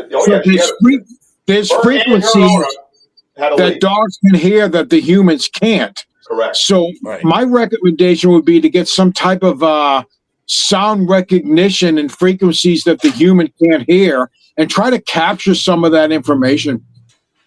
No, well, I mean, we have recordings, obviously. We played them for you. We're not going to get into them here, but you know that they're quite astounding. Some of that we absolutely 100% know that is a big guttural being of sorts with big lungs. A little bit of ape-like, right? We have that sound on recording. You heard that. But there's also there's also that very high-pitched clicking. Are they arguing over a zinger with this guy? Is that where the clicking comes in? But sometimes when you listen, you can hear the clicking and then you hear him release. So you're going, wait, that's the same guy.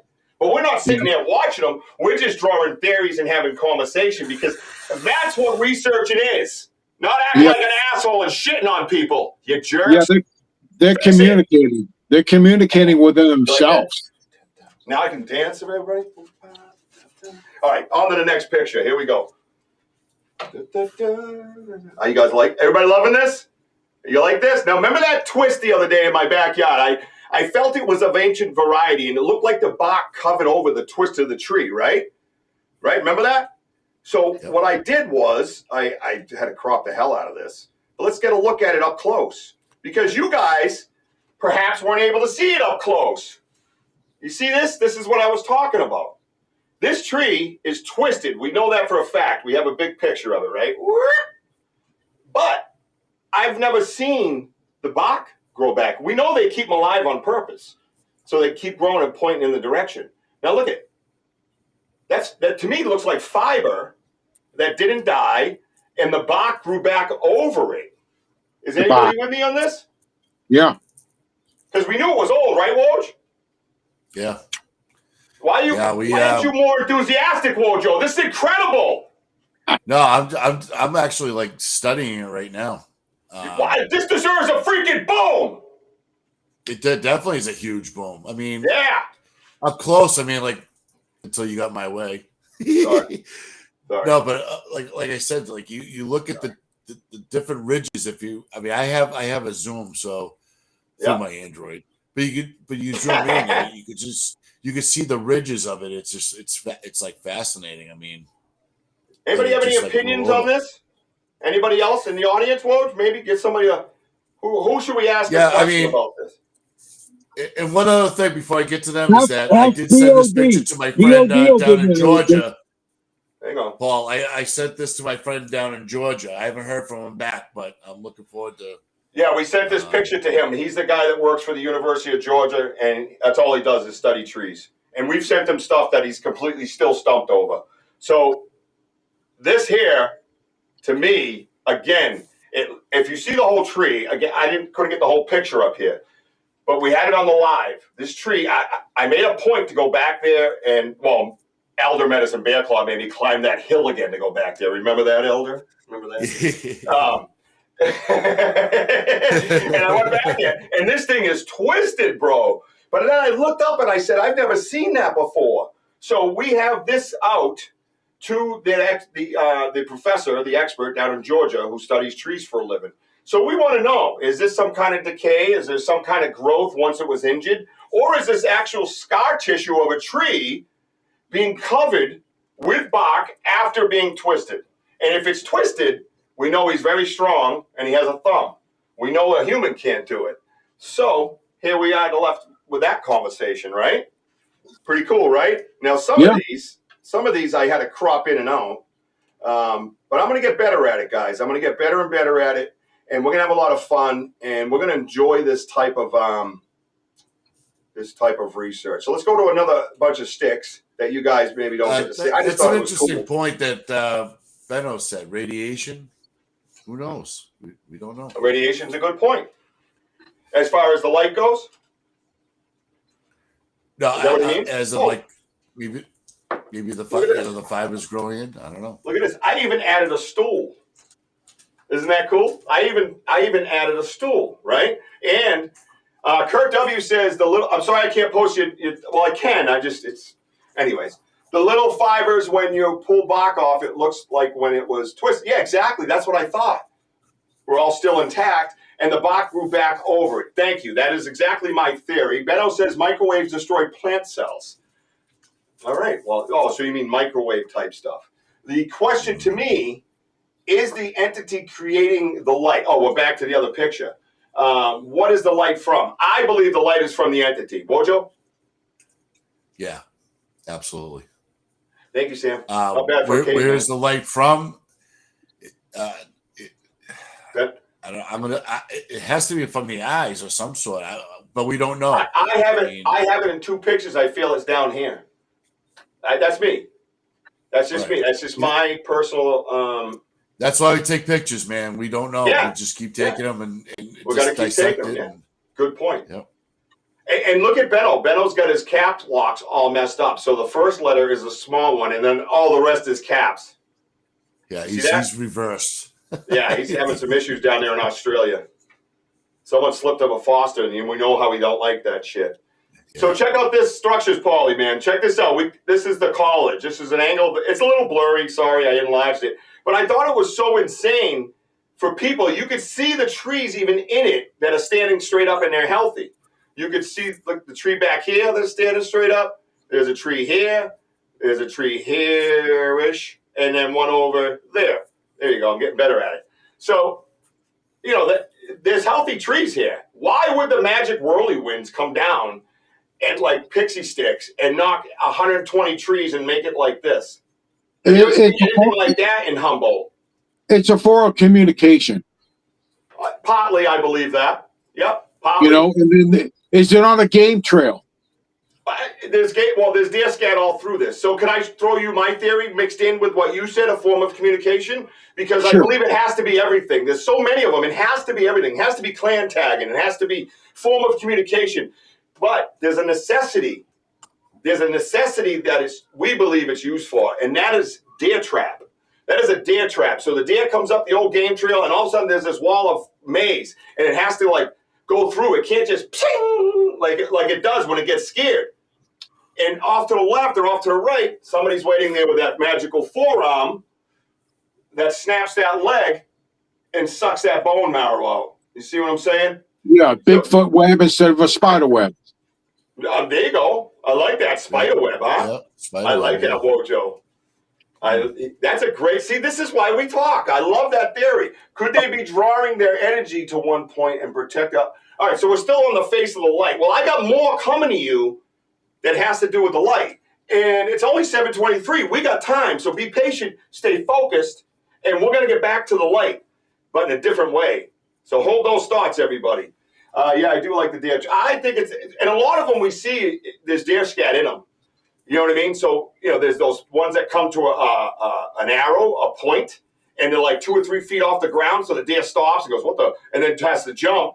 You know what I mean? And then bang, his legs get snapped. I feel like there was going to be a test at the end of this, Richie. Yes, there is, Dane, especially for you, brother. Especially for you, bro.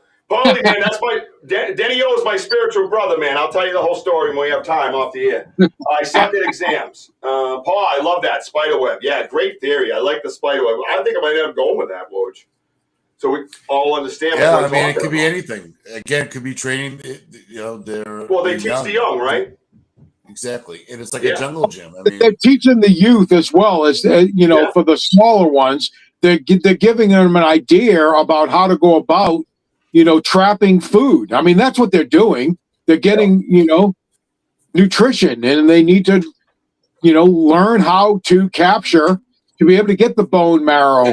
Or, we know they eat meat and they're vegetarians as well. So depending on the time of the season, they might have to put up a trap so they can gather that, because when the fall and the winter comes, there's no vegetation. So they need to go a different aspect. And that trap there was going to allow them to capture something on a game trail. And the game trail is a deer, a fox, a raccoon, or whatever it may be.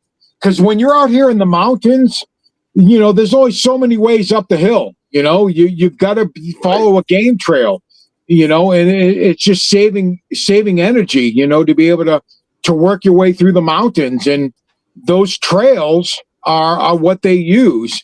And if you can set traps within those trails, then you're going to have a better option or ability to capture something to be able to get nutrition. So, I mean, I'm hearing it, and I agree with every bit of it. Thank you. So this particular picture, my boy Denny that I just mentioned, and I was sitting by the fire. Wojo had to leave, well, not leave, but go out to the car to meet his brother. Fuck. Uh-oh. Would you stub your toe? No, my dog just stepped on it. He stubbed his toe. Freaking nails. It's okay. Sorry. I'm zooming in on the eyes here, like really zooming in. So listen, let me finish now. So he goes out to the truck, and me and Denny are back at the fire pit, and I'm looking at this light. I said, Denny, look at about almost a football field away, it's in between that distance, and I go, look at over there, dude. There was these lights moving. I go, but they're not like the other lights. They're kind of bouncing. They were kind of like bouncy, like and kind of shooting upward towards the sky. At first, I thought they were like on the ground, like the other lights. But then they got near a tree. Yeah, his dog stepped on his freaking toe. Pay attention. I got history on this freaking wall right here, and you're worried about his toe. He's fine. Thank you. So he gets near a tree, and the light emulates up the tree. And this, I snapped a picture of the orbs, what I thought were orbs, right, or lights. And then we zoom in. I zoomed in when I got home, and I noticed this dude's got eyes right here. And now that's not a face in a light. That's a face making the light. You can see how bright it is on the head. See how bright it is up here? That's what I was... Put it with my story as far as the light shooting upward. Wow. You see what I'm saying? So now watch this. We're not even done yet. You ready? Those yellow lines I drew were for the small picture. But if you come over to this yellow line and you look right here, this is bone structure. That is a ridge that goes up its head, and there was 3 of them. Boom, boom, boom. Wow. Okay? And mind you, when you get over to the arrow, look at this. You ever seen pictures of aliens or people think what an alien looks like? Look at his ear. It's that line right here. And you can almost see it pull away from the head right here. So it's getting pulled out, and it's like an ear hole probably. Do you know what I'm saying? Think about that. And then you can see the brow. Look at the brow go all the way across. And once again, mind you, this is brighter up here, which again would got my attention. You can hear me say it on the live. I'm like, dude, that's either like a headlamp. Someone's messing with us. I said, Denny, get up. We're gonna find out, because I checked with Wojo. He was nowhere near this area yet. So I jump up like I'm ready to knock some people out. You know what I'm saying? And I'm like, and Denny's like, all right, let's go. Because I didn't know. I thought somebody was in the woods messing with us. And then it got on the path, and it was like 50 yards from me. But there's a tree that's down right here that blocks from the fire pit to the path. But there's a a gray tree on the other side, like an oak or an elm, and the light shot right up it. And I went, whoa, dude, those lights are I said, those lights are going upward. I said, they're casting on the tree. And Denny, if you're here, Denny can, confirm that. Not only that, we're live on YouTube. You can hear the conversation, right? So there's other things in these woods that we're dealing with. Now, you guys have seen this picture before, right? You've seen this picture. What do you think of this picture now after seeing it on my screen, my little screen before? Well, I mean, just me speaking out loud, now that you've kind of, shown us what we're looking at, I can see everything you're saying. I'm kind of dumbfounded right now, bro. It's like, yeah, me too. It's impressive. You've captured on, and you're seeing some insight into what's there. And, like, where is that light coming from? What is that? I can see the eyebrows. I can see the eyes. I can see the corneal area. I just, where do you think it's coming from, Richie B? Where do I think what is coming from? The light. Oh, it was coming from his head. It's coming from his head. And I'll tell you why. Because if you go on YouTube Live and you watch this episode, I'm like this, and this is really a screenshot from my phone, to be honest with you, that I ended up zooming in on when I got home. That's what I usually do. That's how I research. Now, mind this. We're sitting down. I'm watching this thing move, and there was a time, like I said, I thought somebody else was in the woods with us. I thought it was a headlamp. I jumped up from the fireplace ready to do that old Richie thing I used to do. Like I was going, dude, to protect myself. And then all of a sudden I noticed, I stopped short. Yep, Denny's right there. Yep, we almost threw down the aliens over there. Italian subs. He brought these amazing Italian subs, man. This like 80-year-old Italian guy made these special subs for us to eat in the woods. Paul, you know what I'm talking about. Paul was with me in Florida when I had a delivery company. And we would, every morning we'd drive by this bread factory. And Paul would go, "Can you smell it, Rich? Can you smell the bread?" Dude, I'll never forget it. That's all that place smelled like was fresh baked bread. I'll never forget it. Dude, you absolutely just kill. I still tell that story all the time. And then the day after that was that shitty orange juice place that smelled like ass. Right? No, but I mean, Lakeport, Florida smells like bread. I'm sorry. Yeah, exactly. Yep. No, Denny says it. Yep. We almost threw down with the aliens over Italian. Dude, I was eating this amazing. Oh my God, Denny. You got to get that food for me again, bro. Sorry. I'm drooling. So anyway, so we get up and we start headed there. And I'm telling you, all of a sudden I noticed this one thing that stood out to me was this little bobby stuff. It was like a. And I'm watching the light move with it.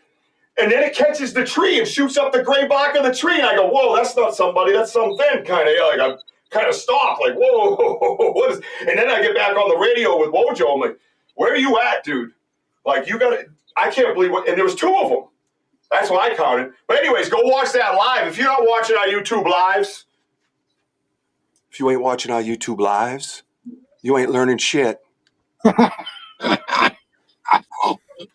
Yeah, I worked on that in the mirror the other day. I was like, anyway. I don't doubt it. Yeah. Right there, read that, Wojo. What does Denny say? Can you read it? Yeah, they look like chickens with lights in the heads. Yeah. What were you gonna say? I'm just looking at the jagged lines. I mean, it's like, when you take the photo on the other side, Rich. Right here. The lines there, but the lines right there on the side of the cheek. Yeah. I don't know what that is. I just chalked that up for picture. Zoomed in on the picture, but it does look like it belongs there. So I wasn't sure, so I didn't present that as evidence. But since you brought it up, I mean, anything's possible, dude. Right. We know we got it's a totally different frequency when you take a picture. Right. When you took that picture. Yeah. With this being, with but why is it right? But why? Because it looks like jagged boxes or whatever. But yeah, brilliant. Then you look at the other pictures that we have; it's completely different ball game. Yep, that's why you're my teammate right there, boy. What's up? Oh, right, now check. Now listen, we know we got Bigfoot. Pretty sure we got Star People. Okay, pretty sure it is Purdy, right? Mooncat's got a connection with all this stuff. Mooncat, you coming on my show. If Wojo reaches out to you, tell him to stick it up his ass. You're my dude, all right? Don't tell Wojo I said that. He's very sensitive. All right, moving on. So we know we got the Sasquatch, the Sasquatch, right? And we believe we got star people. I'm basically at the point where I say we know we have star people because I believe these are two different ones here. It doesn't mean that Sasquatch doesn't. We saw these self-illuminating eyes. We know what they are. We already saw them. We saw different colors in pairs. We believe we even have them on the game camera in the IR light getting caught, correct? We believe that. I believe that. I believe that wholeheartedly. Now watch. Now, this is something new, I think, that has entered the building. So the other night, I'm reviewing this stuff, and I'm sitting next to my lovely fiance, and I show her a picture. And she says to me, oh, my God, that's a wisp. That's what she says to me. I said, what the hell's a wisp? And she says, like in the movie Brave. And, of course, she got to go for a phone. She's a Disney freak, so she got to go for a phone. And now all of a sudden I'm watching a clip of Brave while she chases the wisps into the woods. And I'm going, man, and now I'm researching. Instantly, the phone comes out, Google comes out, AI comes out. I'm like, what is a wisp? What is happening? What is happening? The sort of fins or whatever on the head remind me of something that is also aquatic. Yeah, I see what you're saying. Maybe it came out of the river, bro. You like that face? Was that good? Paul, did you see it? Paul? Yeah, I see it. Can you put a mirror under his nose to make sure he's breathing? Yeah, little green guys there. Be the Bigfoot, are they? Yeah, so we believe, this is what we believe, Tubin. I should say, I'm going to speak just for me. This is what I believe, all right? I have conversations with my brother Wojo, but I still don't want to speak for him. This is what I believe. And as a matter of fact, he was a catalyst to a lot of this. Kudos goes to him and his hard-nosed research, dude. This dude is a thinker. And so I believe they're all there. I believe the energy in this place is overwhelming. I know that for a fact. I feel energy in a different way, I guess, so I'm being told. Yeah. Oh, they have aliens that come out of the ocean. Yeah, I believe they live there. Yeah, there's something. No, I've witnessed it. Now, but what is this? Look at this green little dude. Now, this is a picture of this whole area that's pitch black, but it's lit up like Brockton's on the other side of the trees, dude. It was like the whole place was lit like Close Encounter of the Third Kind? It was lit up like that, and all these things were shooting out of it. Now, mind you, not just one. It wasn't just one, dude. Look at this. Look at this other one. This other one, I believe, has a shape. Again, it's a little blurry because it's big. But can you see, like this, if you see it from a distance, I think I could make it smaller. It might help with the continuity of it. There we go. Look at it. This, to me, you have a head right here, oblong. But you come down here and look at this. What's this? It's like a wing, ain't it? And it goes in and back. And then there's a lady area here, the boobies. And then it looks like almost looks like what's her name? The fairy there. You know what I mean? It looks like a fairy. But that's what wisps are, they say. They say wisps are fairies. These are pictures that came out of our woods. You will be happy to learn that these are Andy's pictures. Yep. I want to put it out there because Andy takes a lot of heat for not getting his shit done in a timely fashion. These are Andy's. These came off of his phone. Android. No, iPhone 17. Eat it. Nice try. That's a great picture. Isn't that wild? You see the shape to it, right? Oh, Look boy. at the green on it. Where did the green come from? Where did the green come from, dude? We're in the middle of the freaking woods in the winter, dude. Where's the green? Tell me. How did that thing get green? It didn't get green. It is green. Is this wild shit, Paul, or what? It didn't get green. It is green. And that's the key point. Looks like a dragon. Okay, I see. All right, John, I see what you're saying. If you look at it this way. Tinkerbell. Plasma being? I don't know. Yeah, D says, Andy, I knew he'd come through eventually, right? Right? Isn't this nuts? Think of this. This is crazy. Now, a while back, I showed you guys a picture, and I was trying to tell people that there was a human eyeball in that picture. And it was weird because a lot of people did not see the human eyeball in this picture. And I was like, no, there's a human eyeball in this damn picture. And with it up on the screen, I was able to crop it, I believe. Yes. Where you could see the human eyeball. Up here, down here.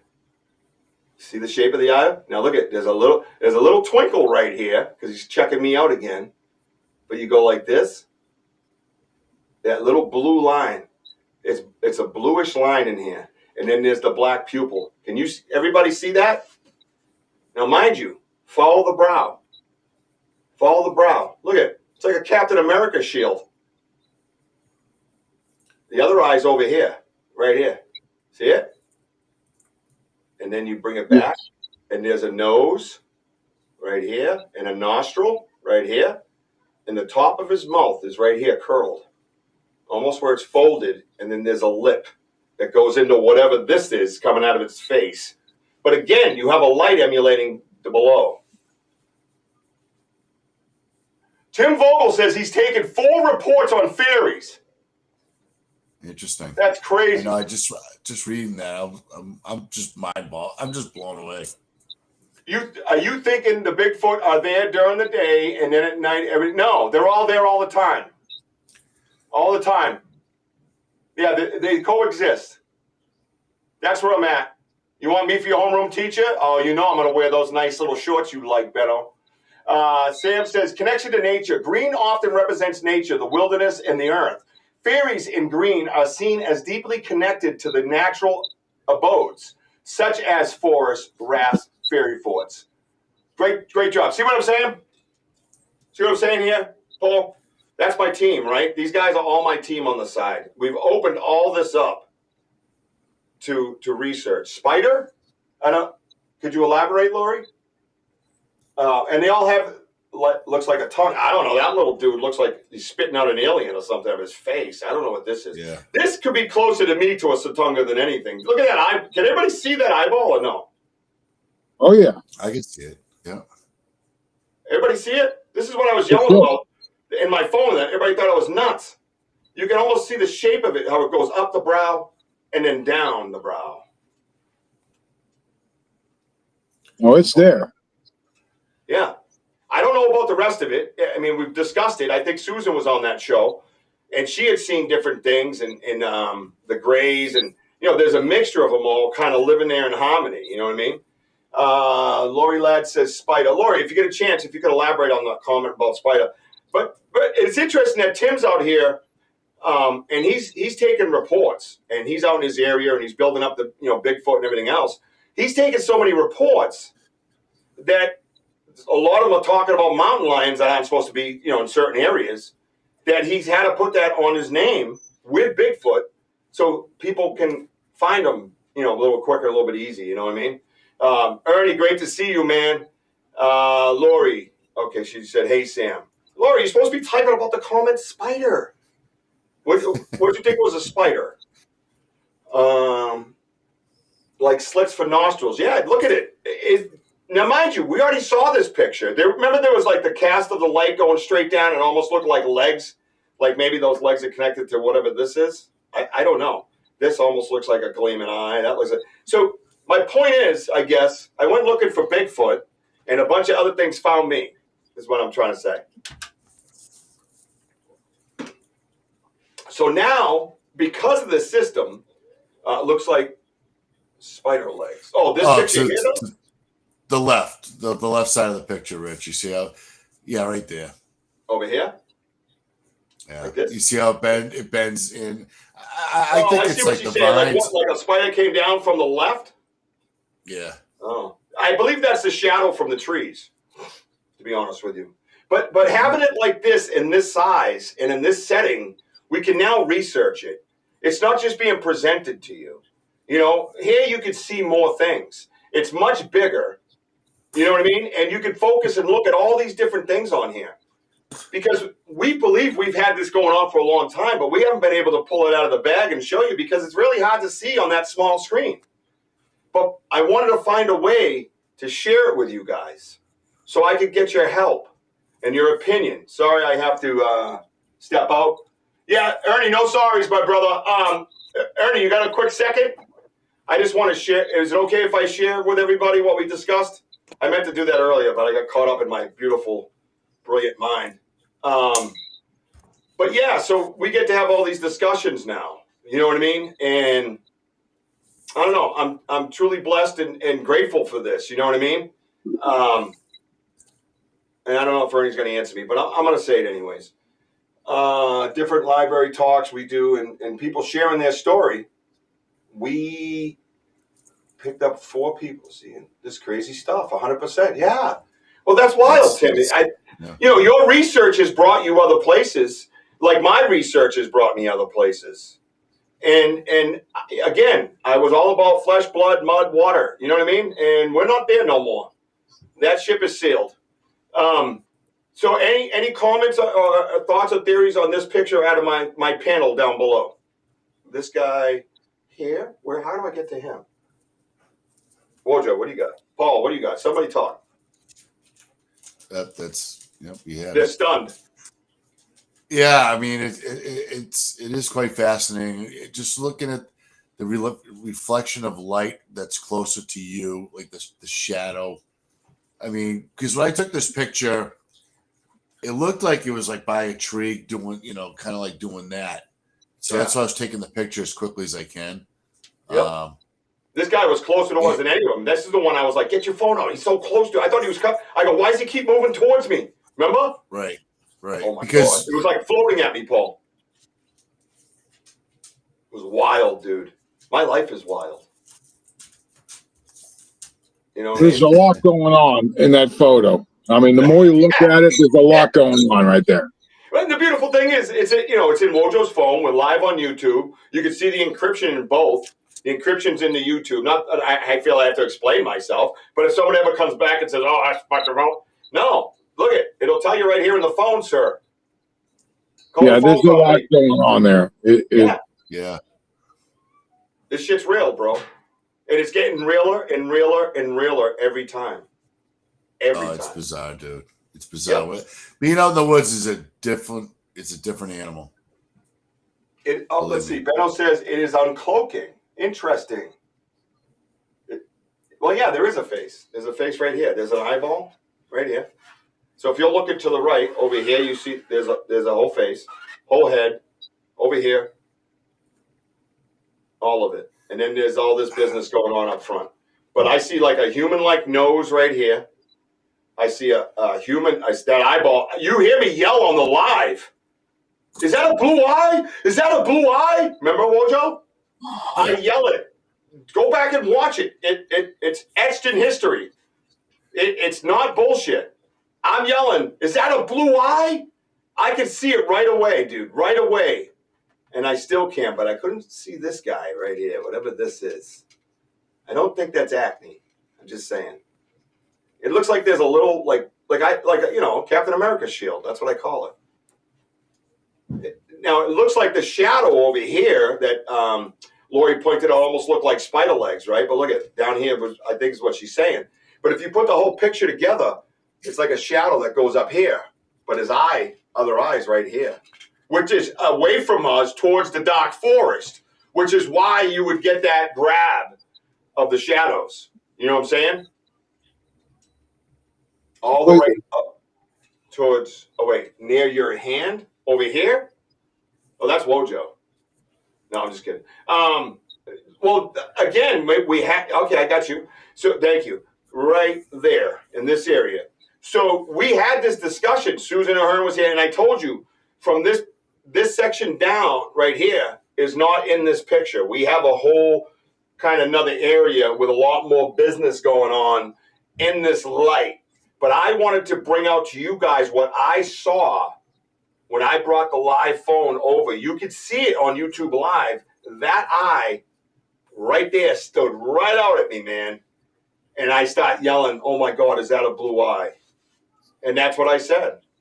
And that's what it was. I see a long snout in front, possibly. Yeah, there's a few things. Again, keep in mind, guys, it's hard to crop this stuff. So if I take this off, then we have this big area of just nothing. So I had to get what I could get in order to get the strongest features into this picture for you guys to see. I just don't think anywhere in this world you're going to see this type of evidence. You know, right, Woj? Yeah, for whatever it is. I mean, you kind of wonder, like the solid dots on the top towards that eye that you were showing, how the light reflects downward, and I don't know. I mean, because again, we're looking through the woods. There's leaves. There's things like that. I mean, why would the light be centered downward? You know, like it's like the light's going upwards. It's just strange. It is pretty wild. What's going on here?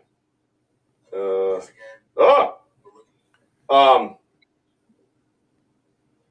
don't know if someone's trying to get into my YouTube. I don't know if that's one of my teammates or not. My phone just alerted someone's trying to get into my YouTube. It's the government. They're coming for us, bro. Sam or Amanda, one of you guys. Why would you get into my YouTube, though? That don't make sense. No, that's not me. What the hell is that? Yeah, they're gonna arrest Richie, the guy with the gigantic candy cane in hand. Dude, they don't want none of this, bro. I will wreck them. I'm trying to find that warning again. Where'd it go? Someone better not be breaking into my YouTube.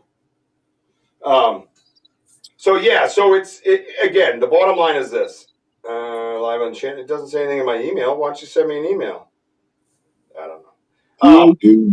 The bottom line is this, man. We got some crazy shit going on. Yeah, no, I just realized it was my YouTube and not like Restream or something.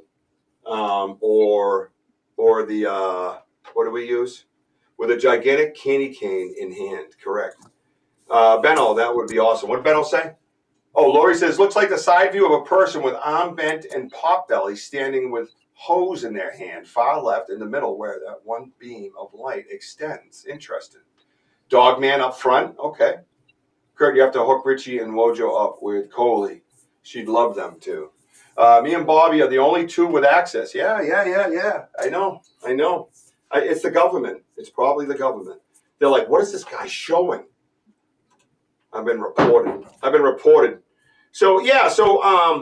All right. So we'll bring it down a little bit. All right. I know this is a lot to take in, and I picked some pretty outrageous pictures, and I got a whole folder going in here, and we're gonna do this pretty regular. My studio is gonna stay sideways, so to speak, and I'm gonna tweak it a little bit because I'd rather discuss and research with you guys than just show you shit and say, hey, look what I found. I'm just not going to do that. I want to have conversation. And you can see the reactions from Paul, from Wojo, from some of you guys on the side when you type it in. These are stunners. These will leave you questioning things about life. But this guy here now, we get to see up close a little more. Anybody remember that picture? Back to Bigfoot. Everyone smash the likeys, get those emojis going, and don't forget about the super chat, baby. Let's go! How's that? Pretty good? It could be a portal opening. That's one of the conversations we actually had, John. Very good. Governor Buttholes. It just gave me, I'm telling you, it just gave me an alert that someone's trying to get into my YouTube. Check it out. Everybody remember this guy? This is the guy in my backyard. He's the one who broke the tree and growled at me. And I couldn't pull him up. And I told you, remember that story? Right? This is when I became a researcher. This is when it went up a notch. This is when I started calling people kind of for help and telling them what was going on. I tried to reach out for anybody. And look at it. Now you can see the leg. There's the leg. Right? There's the leg. Right? Over here. And Mojo pointed out the other day, look at it. Up here, you can see a shoulder. It matches the other shoulder. You can see it through the gray. See it? See the black of this shoulder right here? And then, of course, the conical head. There's the cone right here. Right here. So it kind of goes like this, like that. Isn't that amazing? And then over here, you got the shoulder. This is what I was yelling about. And you see the split right here. That's his bicep and his shoulder, right? His shoulder comes down. He's got the ball of his shoulder. He's been working out. He looks like Richie B. And then boom, bicep. Everybody see that? Now, I still have questions about what's going on over here because I saw a movement between this tree in the video and then this guy over here. Everybody see it nice and big now? Isn't that wild? What do you think of that, Paul? It's definitely wild. The footage is amazing. You captured what it's a great discussion. The caption that you have is you have this evidence safe. Yeah, it's pretty wild, ain't it? So again, it's not hair and teeth and spit and all that. It's not my 40-foot high five that I've dreamt of my whole, my now Bigfoot life. But you combine it with the break and the story that I've always told. And you put it all together with the video of me having another, and I'm trying to tell people, no, that's a growl. It just sounds muffled on my phone. If I had an Android, I'm sure it would sound perfect, right, Woj? And you put those two pieces of evidence. One is personal, but I have pictures and video of the tree, but it could be any tree. But then you walk up to the growl that I have, and then 6 years later, technology catches up, and we're able to pull this guy out. And if you notice, he's dead center, man. This dude is dead center. I put that phone right where I heard the noise. That much I know. I did that with paranormal research and everything else. And like Tim Vogel says, the video, you could see him moving. He's like, yep. Matter of fact, you can see his leg come down. His left leg was not there a few minutes prior to this picture. And all of a sudden, you see it kind of come from here like this. Slowly, that shadow shows up from top to bottom. Right, Wojo? Yeah, I mean, just to see it from a distance, Paul, well, the reason why I say see from a distance was watching Richie's video, and he was over my house. And then I looked at it, and I said, geez, I'm seeing movement, dude. Because I heard like 3 growls. And I could see this guy from a distance do he's like doing this. You can just see kind of peeking out. Yeah.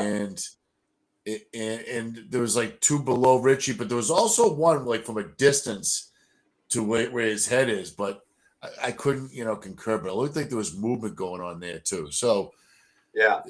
I mean, I saw like 4 different areas of movement. Yep. And it was pretty wild that, again, that content of Richie being out there, you hear, who's that? And then something was thrown at the fence too, because I could hear that or some sort of break.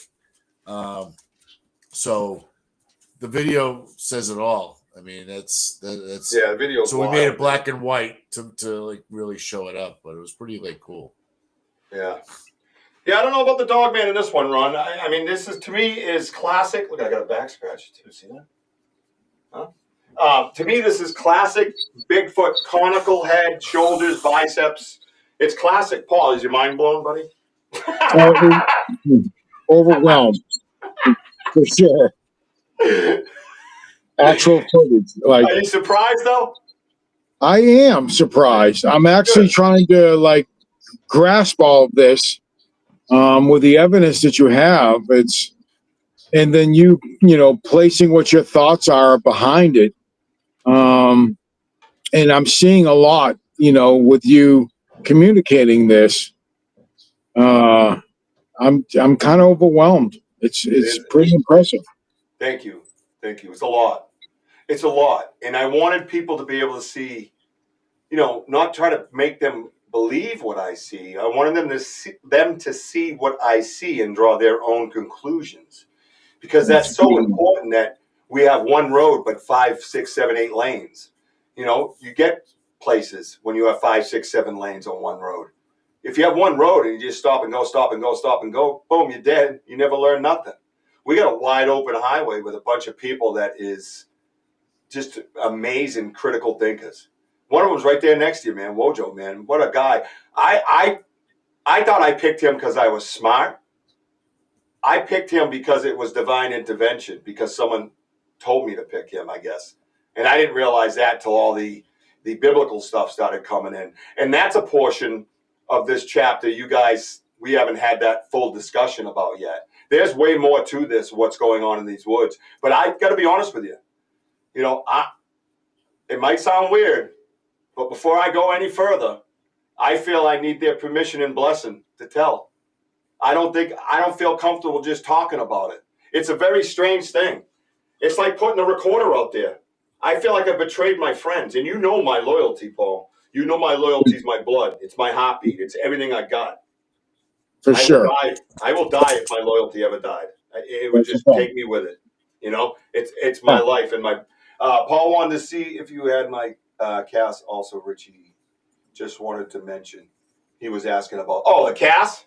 Oh, yeah. So the other beautiful part about this, you know what? Let me see if I could actually bring this up real quick, guys. And then we'll wrap it up for the night, because it's a lot, man. John, God bless, my friend. Thank you so much for your support. Thank you, John. Dude. Thank you so much. I hope you enjoyed yourself tonight. And we get those critical thinking cells going so we can all kind of learn stuff together. So I'm going to go into the folder right now. Bear with me. And then I will pull up a print. Thank you, Kurt.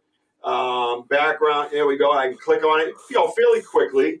And I don't know if it came through because I didn't have time to I did a lot of things. You know what I mean? I did a lot of things. And I don't know if they line up or not. So, you know what? We'll go a few extra minutes. Let me see if this lines up. I don't know where this lines up in here. Has 2 hours already gone by? Oh, yeah, dude. Yeah. Listen, it's a party when you show up to our house. All right. Can you see that? Yeah, that's pretty good. So, all right. So we believe later on that this was a hand. You see it over here? But look at the lines here. See the little nubs? Right? So we believe, when I had that experience, and you guys that watch the lives remember, we believe the dude was down behind a tree at the end of the path. Well, the other guys were looking at the lights over here. I looked left, and I saw what I thought was a lightning bug, I called it. But it stayed with me all night long to the point where I brought it up to Wojo. I'm like, I don't know if that was a lightning bug. It moved really, really fast for a lightning bug. Lightning bug's going to go, you know what I mean? This thing was like, so we went and checked out the area. So we found this in the side of the hill. Wojo, yes, thank you, Elder. Please hit that like, subscribe, and hit that notify button, because we do have a bunch of lives coming up, because we got to get January going, man. We got to get going. A couple times a week out in the woods. Come with us. Join us, right? Thank you, Elder, for that. Much appreciated. No, Kurt. It's okay. No, please, not my bad stuff. Stop that shit, okay? This is your home too, brother. These 4 walls and that roof is yours too. Relax with that. We don't need to hear that. You're good. You're good. All right, so we believe, and Wojo came up with it because we're sitting there looking at it. I'm like, that doesn't look like a footprint. And then we're like, then we're leaning towards hand. And then, Wojo, tell them what you saw to the right on the slope of the hill. Oh, that berry? What? The fucking leg. Yeah. The leg mark. Oh, I'm sorry. Because I'm just rethinking the whole thing. I'm sorry. Because I'm studying the picture. I'm gonna head downstairs. Good. So Paul, what happened is that what you were saying. You thought he saw a firefly or whatever, but what got me was the loud break. So I knew the general direction. Then we find this print. And then what was amazing about this is that there was 2 imprints because it was covered with leaves. So, because we had to come the following day, there was leaves on top of it, so we had to find it. And Richie goes, is that it? I go, no, it doesn't seem like it. But it was an imprint of some sort where if you're like a catcher playing baseball, his left knee was down, his hand was on the side of the hill, looking up, pushing up and down, looking to see. You know, that's probably what Richie was seeing, that it was just like, it was there and then it disappeared, like very, very quickly. So, yeah. So that's a good way to explain it, because it was down a hill. And that's why I didn't associate it with the Satunga, because it was like 4 or 5 feet off the ground. But I didn't realize behind it was such a drop off. And then Wojo brought up how there was like a leg mark dug in. And if you see this print here, which is what Kurt brought up so eloquently, I might add. You there! Oh, sorry. So, what I'll do is, now you can see, I mean, I don't know what else you got to see in this print. I mean, come on, guys, look at that thing. Right? Look at the very center of that, Paul, okay? Oh, you yeah. See where the pine needles are? That's the key. Yeah, I want you to look at that spot, okay? Right. What I'm talking about? Yeah, watch. Yeah. Okay, now watch what Richie pulls and I'll show the picture I have. And I always got to make the joke because Wojo stepped on the cast. It wasn't his fault. It was dark out. He had been drinking Andy's moonshine. All right, so here it is, right? Stump water. Right. So look at. I can put it right up in the same. I wish I didn't have to hold it like that. Right, but here, right? But notice the hole right behind my hands. There's a hole right here on the picture. See the picture? Sure. Mind you, when you pour a cast, you're doing everything upside down opposite, right? There's the hole. Denny. You see the dent? Wow. I mean, you see the mountain? That's the hole, right? Now watch. I'm trying to get, there it is. Yep. There's a digit. There's a digit. You see it? Yep. Those were dug in. You see it? When you do castings, very rarely do you get something with that much materials. It was buried into the side of this one. Oh, hang on. This right here, this guy here, and like I think it's this guy here, which is the two that are right here. Yeah. Right? Is that it? Yeah. Or is it opposite? It's so weird with this. I got to get used to this. Oh, there we go. See it?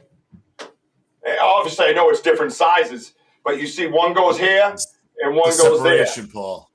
Yeah. Obviously, the picture's zoomed in. Like that. And look at the middle. The separation part is like right in here. You see that? Yes.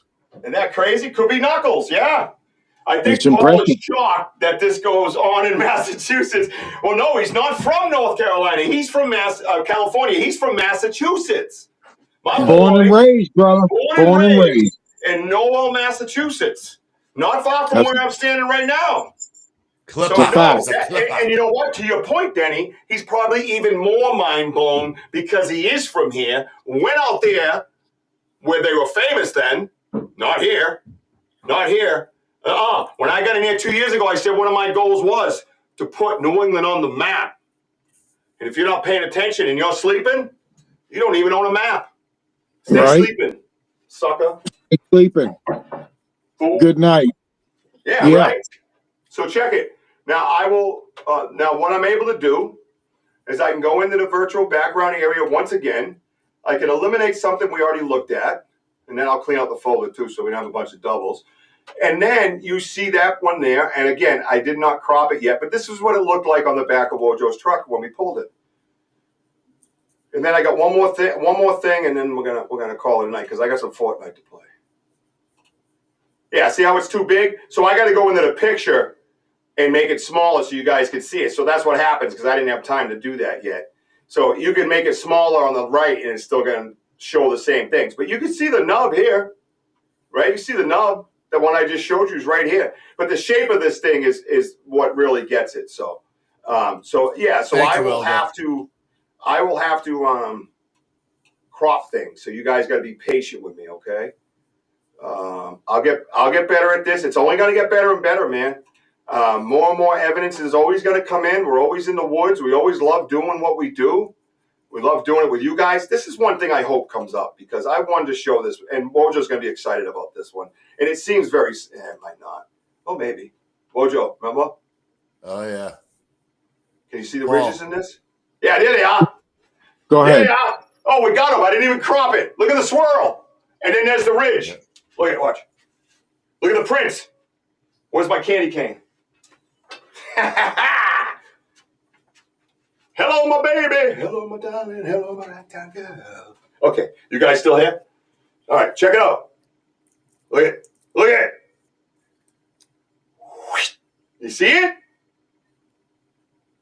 I do. First comment goes, you friends with Kevin J? Who's Kevin J? You see that? Look at that. Now look at this. Come on. Oh, wait, I think I'm on it. Hang on. I got to get used to that too. Right here. Yep. Look at that area. Yep. That's amazing. And then you see the little dipsy swirl right in here, obviously right over, and I got to go way back. Yeah. Right? Yeah. Isn't that cool? So this is a piece of, look at, you can actually see the ridges here, Wojo, too, going through up to the plastic. Yeah, I can see it. Yes. Yeah, we couldn't see that before. Dude, we're gonna have meetings and review our evidence right like this. Then we're gonna be able to bring it to the people. Right? Look at it. You can see a swirl mark right here. This is where he goes, this way. He drags, comes across, and we just discovered this as we're talking to you. Pulls up like this, and then scoopity poopity. Scoopity poopity. So Paul, you see the name Tim Vogel on here, okay? Tim and Eric Vogel, okay? So what I did with the peanut butter jars, they said, "Why don't you put Vaseline on it? You put like a, kind of like a thick film of it, so that you might catch digits or you might catch." Well, hair. I mean, you need that evidence, right? So we do have what we believe is a piece of hair on one of our on peanut with a follicle, because the follicles are going to give us DNA. So it's very important that when you guys are out in the woods doing these investigations, they're ducking, they're diving, they're climbing, they're doing all sorts of things, and you need to make sure you capture some of the hair that might be caught on some of these branches and try to retrieve some of that, because the follicle is where the DNA is. And I mean, that's something that's imperative here in Humboldt County and Trinity County and Mendocino, is to find the follicles and to capture the hair. And when they find out what the hairs are, what does it come out to? Well, I mean, realistically, it's just going to give the DNA of the species, and we haven't been able to actually capture any DNA. So, I mean, a hair can rip, a hair can tear. It's when they pull it out of the skin and you get the follicle there. That's where you'll get your DNA. And so it's very important. We found a lot of bear, and we found a lot of deer, and we found coon, and we've gone through it, but we've never been able to capture an actual DNA. From a species that's unrecognizable. Right. Right. It's going to come back unknown. Exactly. That's all it's going to do. Yeah. And that's what we say to people when people are like, "Oh, you're going to ruin the DNA." And I'm like, "Why? What are we comparing it to? Rodney?" You know what I mean? Like, it makes no sense. What are we comparing it to, bro? Huh? Well, that's where you need to build the evidence. Now I'm just playing with toys. And capture it, and document. Check it out. So you see this one right here? I have this in a Scaniverse where it's 3D and it spins and you can see every angle. I have it here in this massive wall. And now, not now, I've had it for a long time. Just like this, there's the hill. There's the cast of the hill. I just casted everything else to try to pick stuff up, but I didn't feel I got a lot out of the top. But the hill was the discussion. That's the discussion, dude. I can't get my leg up that high anymore, but if I could, you can see the hill ain't close. It's like 3 of my hills wide. I don't know if I have anything. It's over 6 inches, Paul, by the heel. My heel is 3.75 inches. Okay, that heel right there is over 6 inches. And I've seen a lot of castings from Sasquatch here in our area, and it's impressive to see such things that you have, because we have massive amounts of castings here in this area, massive amounts, more than you can count. I mean, you can go out on a daily basis and find those castings. Oh, you did? Oh, you certainly can. They're here. No. My Jessie. Hey, girl. So I'm sorry, I didn't mean to cut you off. So I was showing her the screen at how my big dream was working. Oh yeah, the October Mountain Cast. Tim, would you like to see that up on the big screen next time? Because I can do that now. Whatever. If there's a piece of evidence out there, guys, that you could think of that we've already reviewed, and you want to see it in this way, send me a message. Send me an email, banterrichieb at gmail.com. Or you can, if you're on my Facebook, over on the other, on the Banter Richie B Facebook page, you can just shoot a messenger and, hey, remember this? You know, I think, who was I talking the other day on there? There's like somebody that was in here I was talking to. But, no, check it out, right? So this is the pencil. Here's your pencil. Look at, does that help? Right? It's a regular pencil. You know, look at the girth of that bad boy. And you get to see it here like this. So you can look at the walls and the depth, right? And like Wojo likes to point out, look at the leaves. Look how matted down these leaves are. Oh, look at them. They're pushed down. And right here, the heel starts to go away. That's why we knew we didn't have toes, but we had that heel. And we knew it was too big to be a human. And we know it's not a boot. Look at that. That's not a boot. It goes out and rounds off and comes back. That's not a boot. You know what I mean? We knew that. Plus the size of it. Mine's 3 1/4. 3.25 inches is the heel of my boot. This sucker's like what, 6, 7? I was like near 6-ish. I don't know. But it's not a boot. So that's the key to it. And if you go on any one of my socials, TikTok, Instagram, Facebook, or YouTube, you can check that thing out through Scaniverse, where it spins slowly in all these different angles. And you can inspect it yourself. You can make it stop. You can make it go. You can zoom in. You can zoom out. Nothing to hide. It's all sharing. No gatekeeping. This is what we do here, right, guys? That's it. You know, and I'm just going to say this out loud. I know you're concentrating a lot on your area and your backyard and what's going on, but to have you and Wojo here in Humboldt, Trinity, the Emerald Triangle area, and come out and do some investigating and be here right where this action is happening as well. I would love to have you guys out here. And if I have to fund it myself, I would pay for you guys to come out here and do a show, because there's a lot of evidence in this area, and there's a lot of people here that have stories to tell. And I know you're concentrating a lot in your area, which is phenomenal, you know, because there's something going on there. But I would like to see you expand a little bit and come out into this area and actually do some of your investigative work and your knowledge, and come here and actually bring some more information and more documentation to the public, you know?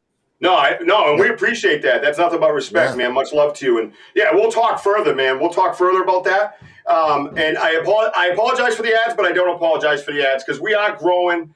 We do get a little bit of funding from the YouTube channel, which helps pay for the restream and other things. You know what I mean? But you know, anything at all, whatever. They have the gifts you can do, stuff like that to help out.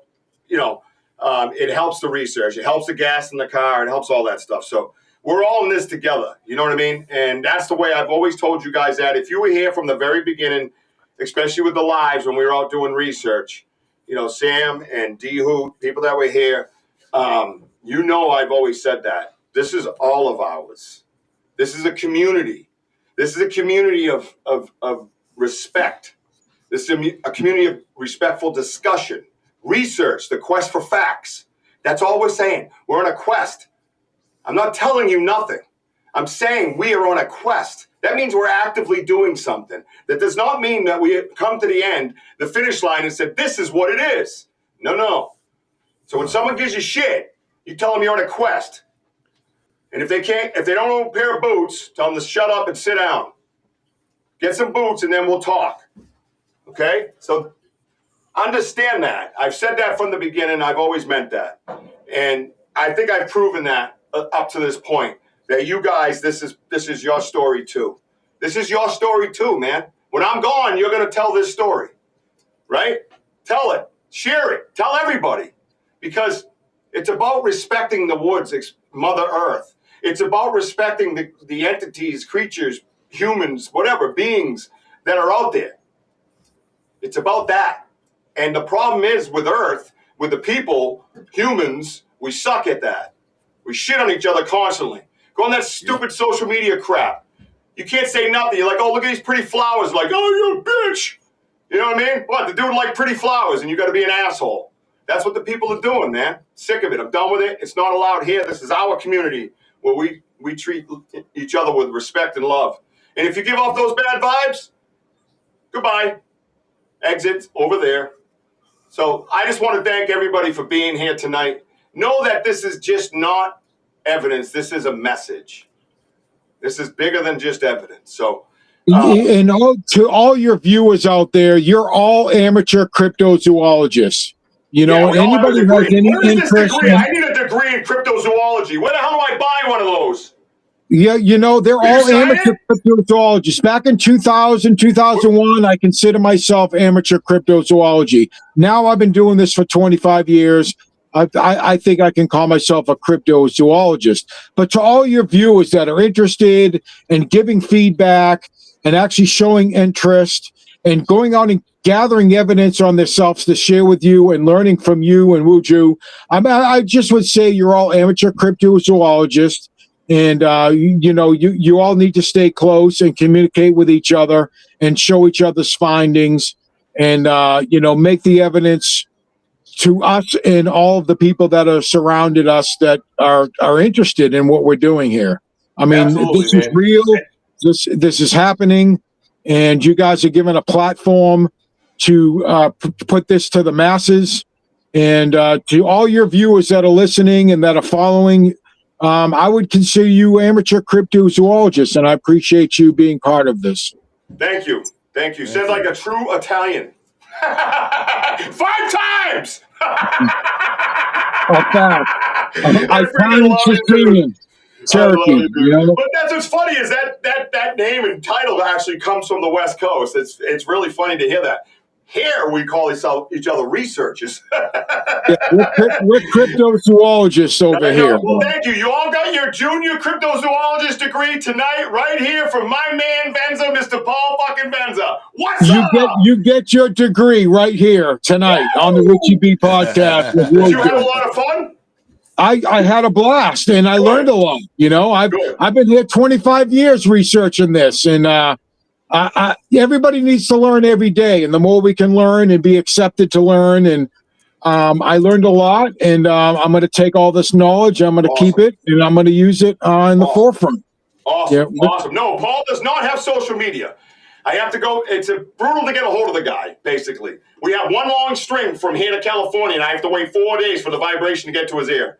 It's brutal. You know, you can get me on Doc Whaler. DOCWAILER, because I was a percussionist for the Whalers, so they call me Doc Whaler. And then you can always catch my son on Outlaw PJ, YouTube, Outlaw PJ. And he is son, man. That's right. He's a phenomenal driver. Bob Marley, guys. Bob Marley. Bring it down. Yeah, man, I got to play with Aston Barrett and the likes of the Marleys, and just blessed to be able to perform with the Whalers band, and what a gift that was. Because he grew a ton of very good legal weed, and everybody loved it over there. Well, I was the second dispensary in California, you know, back in 01, you know, and like I was on the forefront, and I'm proud of that, but I stepped out of it, you know. He calls me up and says, "Hey, I'm going to be playing with the Ziggy Marley and the Whalers." And I go, "What?" He goes, "Yeah, I'm coming to Rhode Island. Let me give you some backstage pass." I'm like, "What are you talking about?" And all of a sudden he sends me these pictures. He's up on stage, and I'm like, "What the fuck?"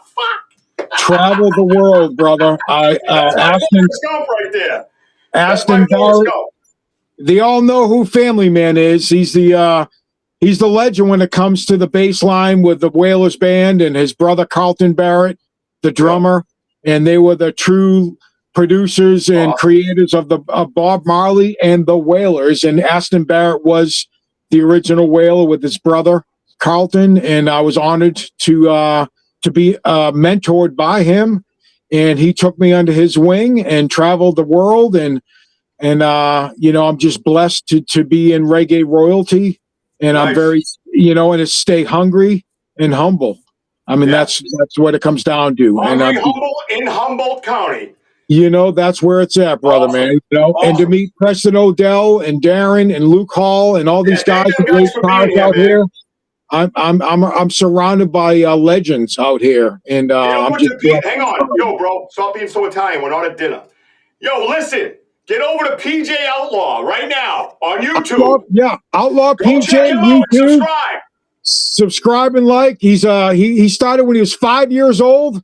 I had him driving race cars when he was 4. He couldn't get on the track until he was 5. He's 11 now. He's won championships, rookies, hard charges, most respectful driver. He's moving up to legends and now late models. He's going to be running Madeira, junior late models. The kids, my son, I mean, we all want to speak highly of our children, but my son is extraordinary when it comes to this. Check out my producer. Extraordinary when it comes to this. Right there. Outlaw PJ. There it YouTube. is. It's amazing. Oh my God, it's raining Gabagoo everywhere. I know, we gotta go, man. I can't. It's like we're at Italian dinner. I get to sit here talking all night. There's spit flying everywhere. I can't make out what anybody's saying because 50 people are talking. Good Lord, follow me on TikTok, Instagram, Facebook, YouTube. Like, subscribe, and notify. Won't you get us out of here? Because that's what you do. I love you, baby Jack. I love you, Mama. Let's go! Hey, thank you all for being on here. And I'm covered with Italian sauce and Gabagoo. And remember, we are home of the boom. Get up that boom, Paul. Yeah, let's go. Thank you, everybody, for being here.